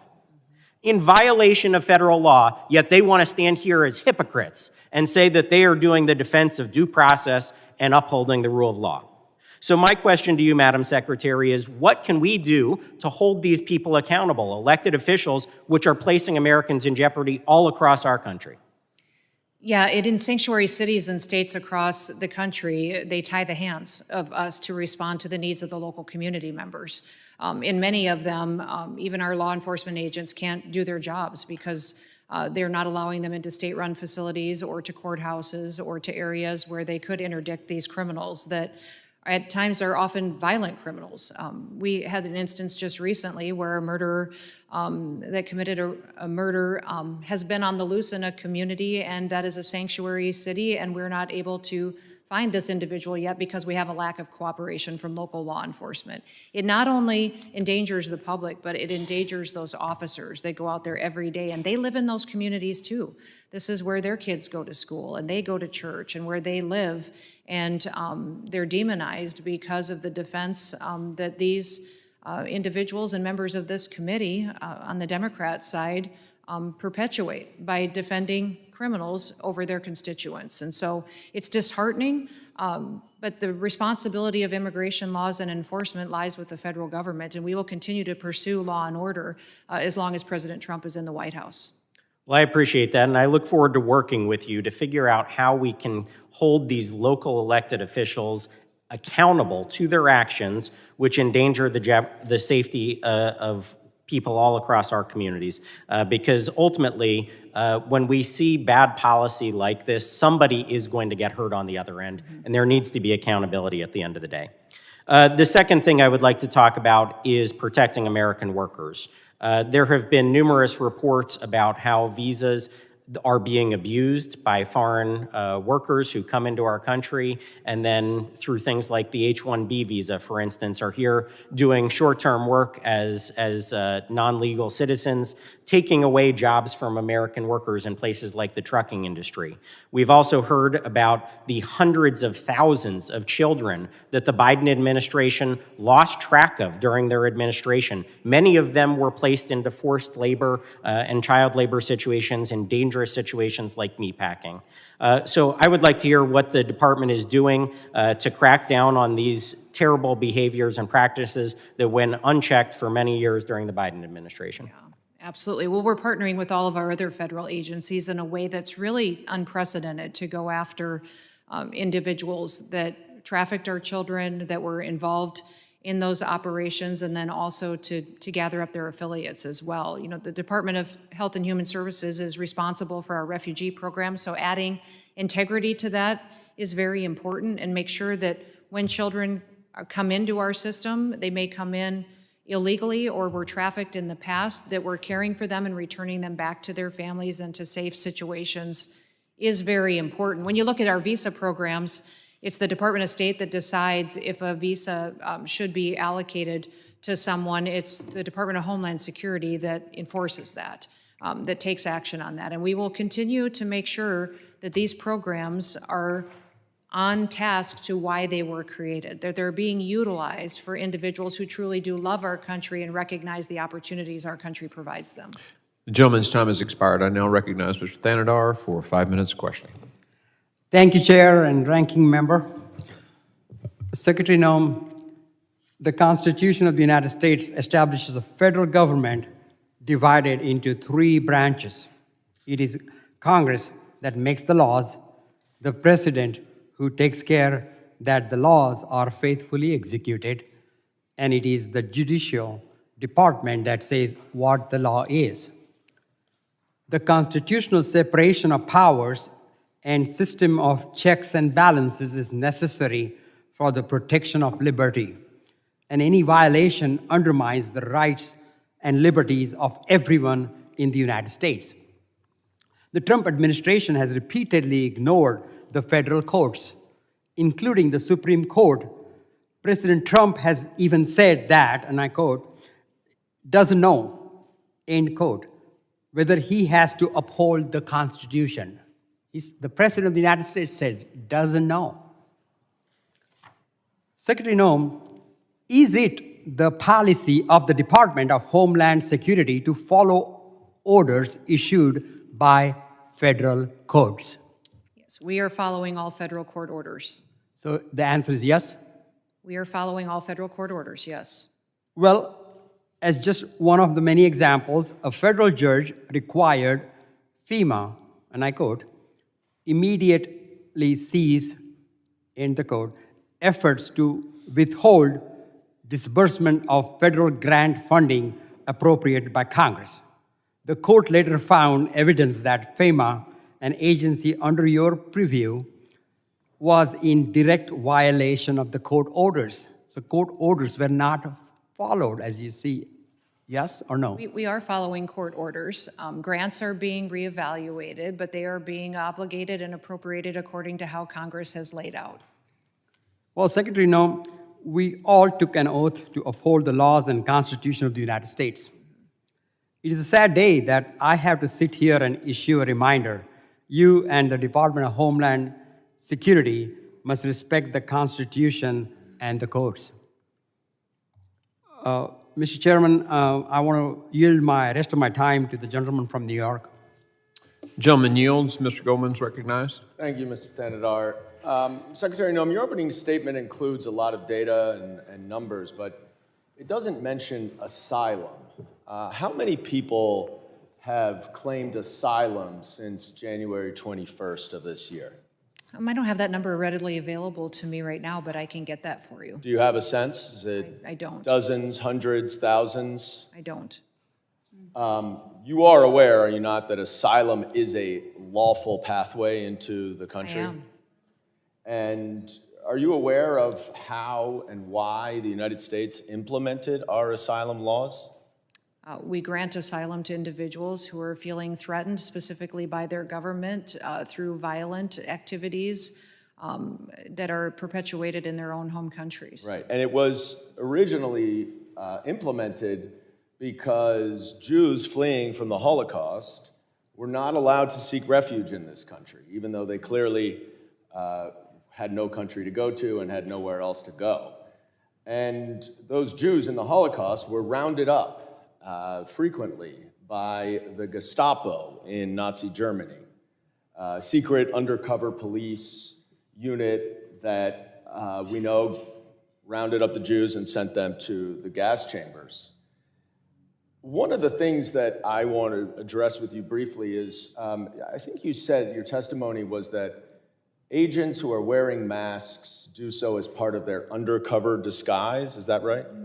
So if the need arises to where they have activities that require them to be undercover at times or to protect their identity to continue their work and their duties. So if that an may be agent utilized. is conducting an arrest and approaches an individual without their mask on, and then when alerted to being videotaped, puts their mask on, that's not to protect their identity from the individual who's being arrested, right? It could be, Congressman. I don't know the specifics of the situation. Is it the you're policy of referencing, the but it Department of Homeland Security now that undercover ICE agents are permitted to wear face masks when executing their official duties? Sir, it is allowed that they can if protecting their Is it in the identity is an policies? imperative part Do you of address their- face masks in the I'll have policies? to look and see if it's in our written policies. Because I'm not it's certain, but it's quite ironic, and No. I agree with the administration that is trying to ban face masks from anti-Semitic protests on campus, and yet our own law enforcement are wearing face masks to hide their identities. We are implementing the exact same policies that Joe Biden had in place for his. That is not any policy that I was did aware not of when I change any worked of with the the Department of Homeland Security. Gentleman's time has expired. The gentleman's time has expired. I recognize Mr. Knott for 5 minutes questioning. Thank you, Mr. Chair. Madam Secretary, thank you for your testimony today. And as someone who worked with law enforcement at every level, I know the dangers that they face, and I know the reasons why they wear those masks. And equating ICE agents to anti-Semitic mobs is a disgusting analogy, and I'm sorry this committee just asked you those questions. But in regards to the threat that our country faces relating to the open border and the ill effects from it, I can't help but hear the silence when we hear the other side of the aisle. There is no protest to the open border. There's no protest to, at minimum, 10 million, up to maybe 15 or 20 million people who came to the country. I worry in some ways that we are becoming desensitized to all of the problems because there are so many. You know, surges in overdose deaths from fentanyl, surges in violence. We see compounding numbers of people who are terrorists coming into the country. I've heard testimony from this very committee that there were dozens, if not hundreds of miles of border that were ordered to not be enforced over the last administration. So we don't know who's here. And whether it's hostile actors from China, Cuba, Venezuela, other hostile countries, whether in the Middle East or all over the world, we know that they sent people to exploit the open border policies of the last administration. Yes, drug trafficking, yes, human trafficking, yes, violence is all part of that, but so are threats that go well beyond that, you know, terrorist, national security threats, et cetera. And if we made perfect border policy from this point forward, we would still have a huge problem because of what the Biden administration did in your position. How can we as a committee help you get ahead of this problem and to make sure that the solutions continue to unfold years into the future, which is what will be required? Well, a couple of things. One of the things that I think was most tragic of the last administration is they even prevented us from having data to start with. Yep. For instance, President Trump in his first administration opened the Voices office at ICE, which gave victims of illegal immigrant crime an opportunity to get information, to have support systems, to get case information, to know when that individual was in court, when they were going to be released. When President Biden became president, he shut that office down, which means that because it didn't exist, we don't truly know how many victims of illegal immigrant crime there are out there. We don't have the data. So continuing to have systems in place where you're bringing light to the fact that there are victims still out there and that people are still enduring criminal activity by illegal immigrants and that they shouldn't be prioritized over American citizens is very important. I would also say that making sure we have an opportunity to have the resources we need in order to do due diligence on enforcement operations and secure our border into the future is important, and then continue to highlight sanctuary cities and the danger that they are to our country, what they do to their families that live in them, that we aren't able to take enforcement actions that are efficient to really bring them justice. In terms of the task force officers, ma'am, that is obviously a program that I, as a federal prosecutor, used. It's a force multiplier in a very profound way. In terms of the numbers that are allocated to the department that you lead, do we need more task force officers? Is it fine where it is? Is there room to grow? What would you say? No, we're always looking for more partnerships. We have over 600 agreements in place now with state and local law enforcement agencies, which goes into over 6,000 officers out there that have been added to our ranks to help us out there with enforcement operations in states across the country. So now there is 6 states that this kind of partnership is not allowed. It's banned by the state government. So it would be helpful to have those addressed in those states so that we could form a partnership like this to compound our resources to really make sure we're bringing safety. It might be worth reaching out to individual counties at some point, because Yes, I know within those states, there are numerous counties who are furious about those prohibitions from the governor's mansions. Yes. So that would be something that we would love to talk to you about.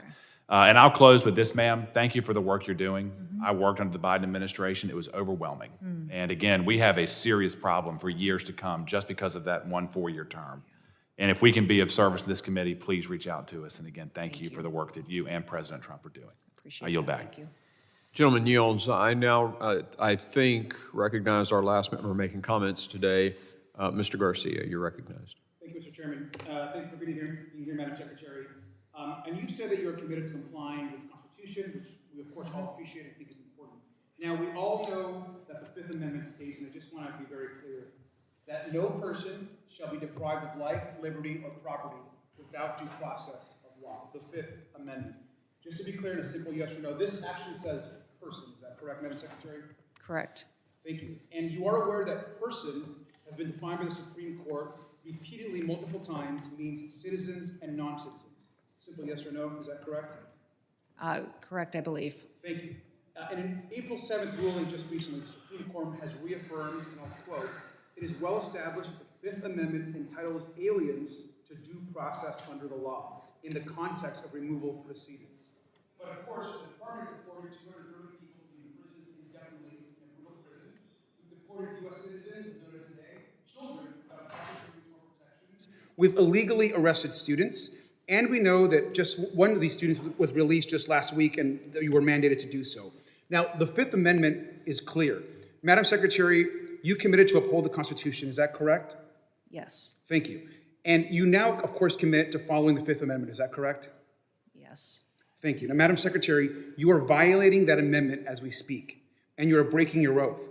You are deporting people, and the department is deporting people without due process. We cannot deport U.S. citizens. Without due process, there is nothing that Donald Trump could essentially be stopped in grabbing people off the street. That's happening today. Now, maybe someone in government might not like your tattoos, maybe they don't like how somebody votes, maybe they don't want to see how someone represents your constituents in Congress, but if you can't see a judge, no one can protect you, and I hope that you and I and everyone here can agree with that. And apparently, not even the Supreme Court actually matters when it comes to the case, of course, of Kilmar Garcia. But let's remember that we're not just deporting people, we're sending some of them to be locked up in one of the most dangerous prisons in the world. Now, Madam Secretary, you've heard this case today, but I have to speak about it one more time. I think it's really important. This is Andrew Romero. He had an appointment to come to this country to claim asylum. We gave him that appointment. The United States government gave him his asylum appointment. He comes for his appointment. He passes a credible fear interview. He's a gentle person as described by his family. He's openly gay. He was leaving his country for persecution of being gay. He did everything right, claimed asylum, that was legal. And then we sent him to a dangerous prison at the border with no due process.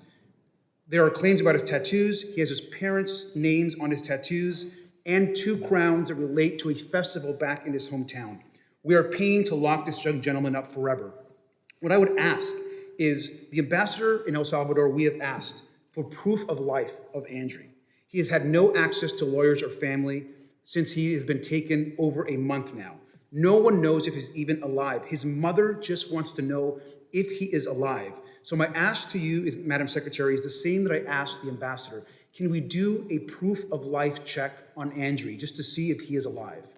Congressman, we are utilizing the tools that Congress has given us to apply due process to individuals. We are doing that for every person, and we are making sure that we're following what you have given us as far as guidance and how things should be implemented. Would you commit to just letting his mother know, as a mother to mother, if Andrew is alive? He was given an asylum appointment by the United States government. We gave him an appointment. We said, Andrew, come to the border at this time to claim asylum. He was taken to a foreign prison in El Salvador. His mother just wants to know if he is alive. Can we check and do a wellness check on him? Our asylum applications are different than the granting of asylum, and I don't know the specifics of this individual case.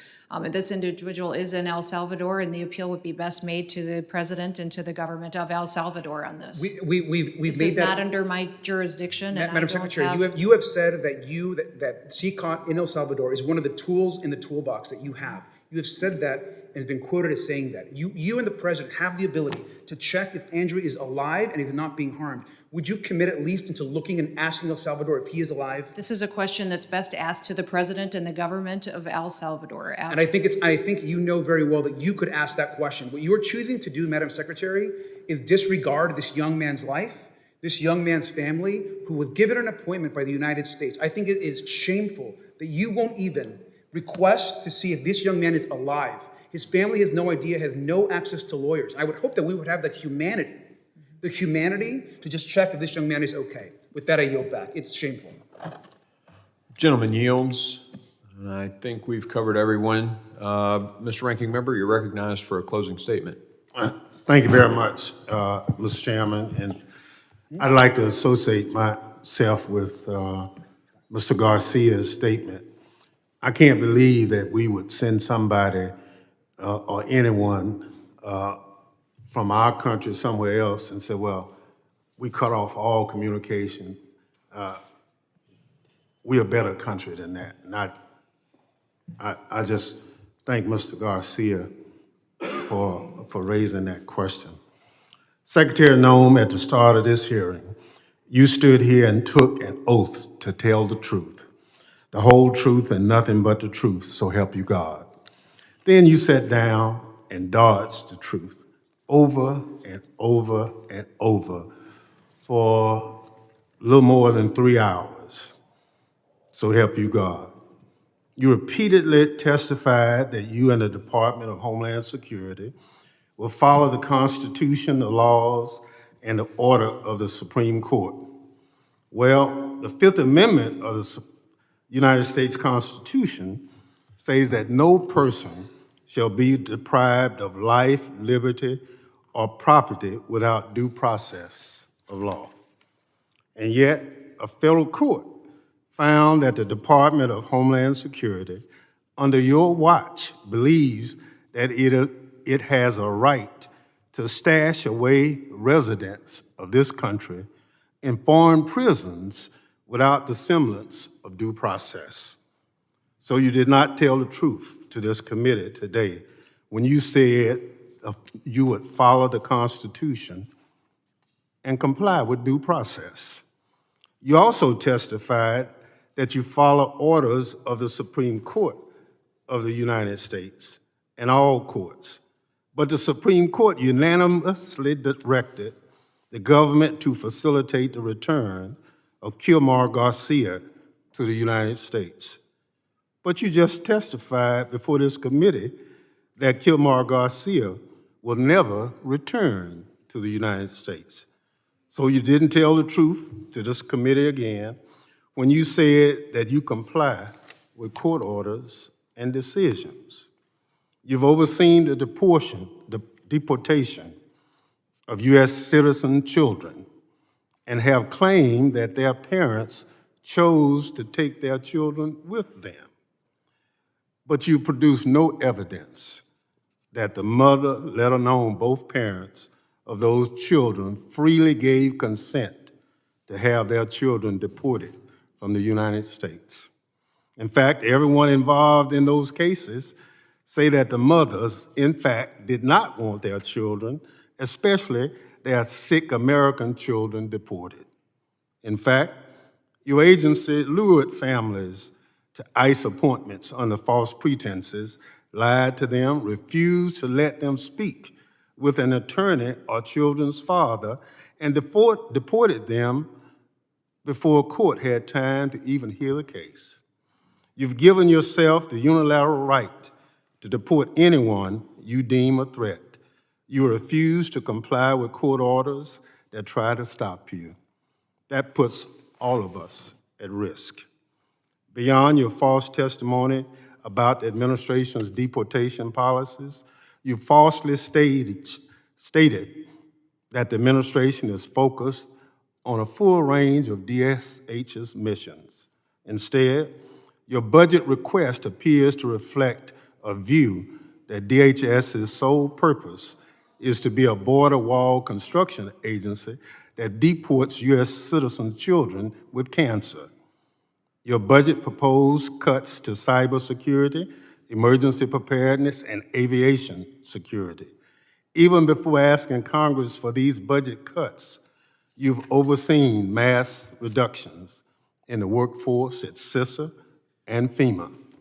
Despite repeated requests from this committee on how many people have been fired or have been bullied into quitting before their tenure, DHS has refused to share that information. So it should worry every American that we do not know how many people are left at FEMA to respond to disasters and how many cyber defenders still work at CISA as China and other adversaries attack our systems every day. And you've made clear in response to my questioning, you have no plan, written plans for FEMA. It is very apparent that also is no plan for CISA, where you are trying to gut the agency's funding and falsely claiming that CISA is a censorship agency. Since CISA never censored anyone, but now we are all paying the price for you buying into a baseless conspiracy theory. Secretary Noem, I'm glad that you finally came to testify before this committee. But I'm disappointed, along with a lot of my Democratic colleagues, that you stood here and took an oath to tell the truth, then repeatedly failed to do so to this committee. Let me just say, if you dance with the devil long enough, he's liable to follow you home. I hope that you will stop dancing around the truth and start telling the truth so this committee can do its work, helping to defend DHS from the attacks you've launched against it. Mr. Chair, I yield back. Gentleman yields. I want to make a clarification here because there's been so many incredibly false and misleading things said today. Once a deportation order has been issued, the due process is over. The due process occurs prior to that, where the judge makes a decision with the information, oftentimes the help of NGOs, sometimes in the past funded by the federal government.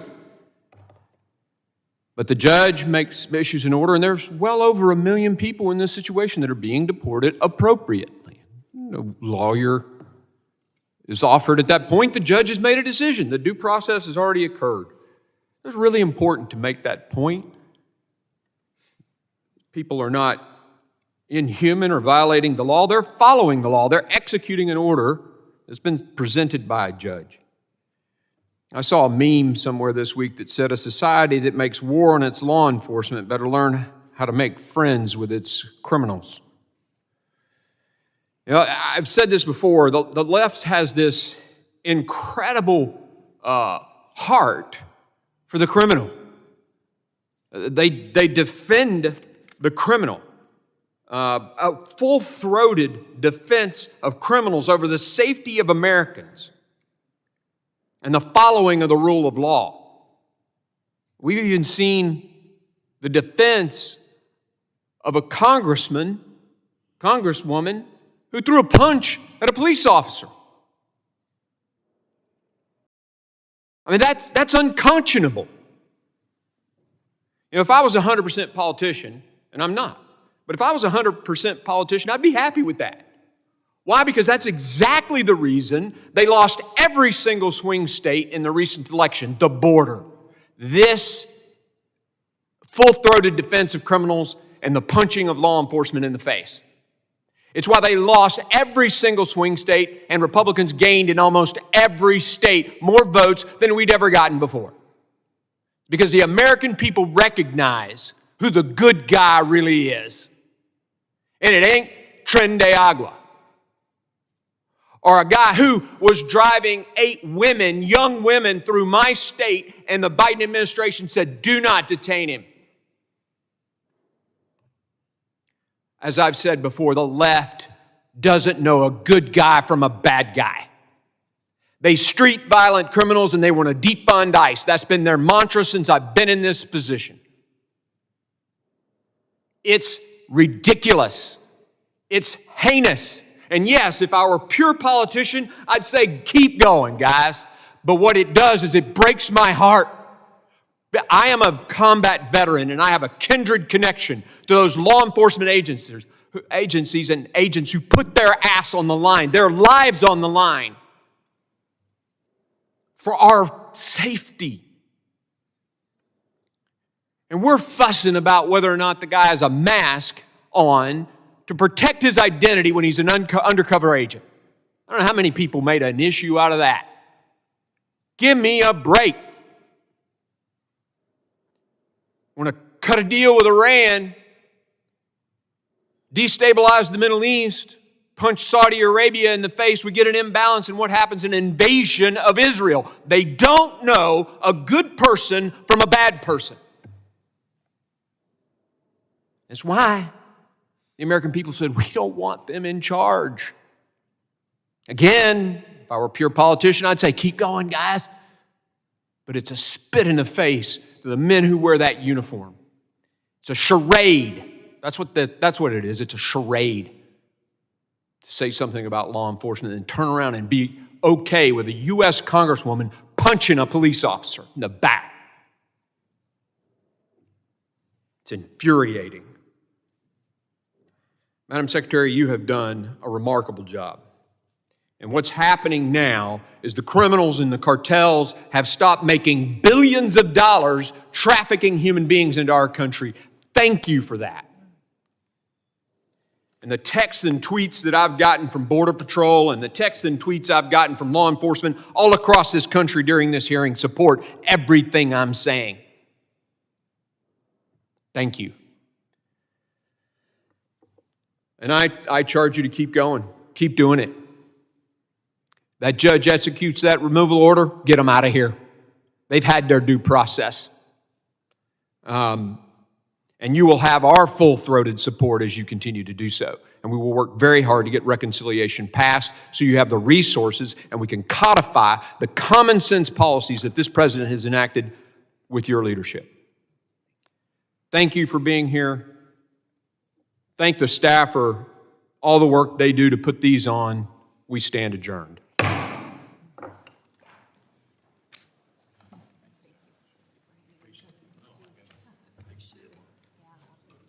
Let me know if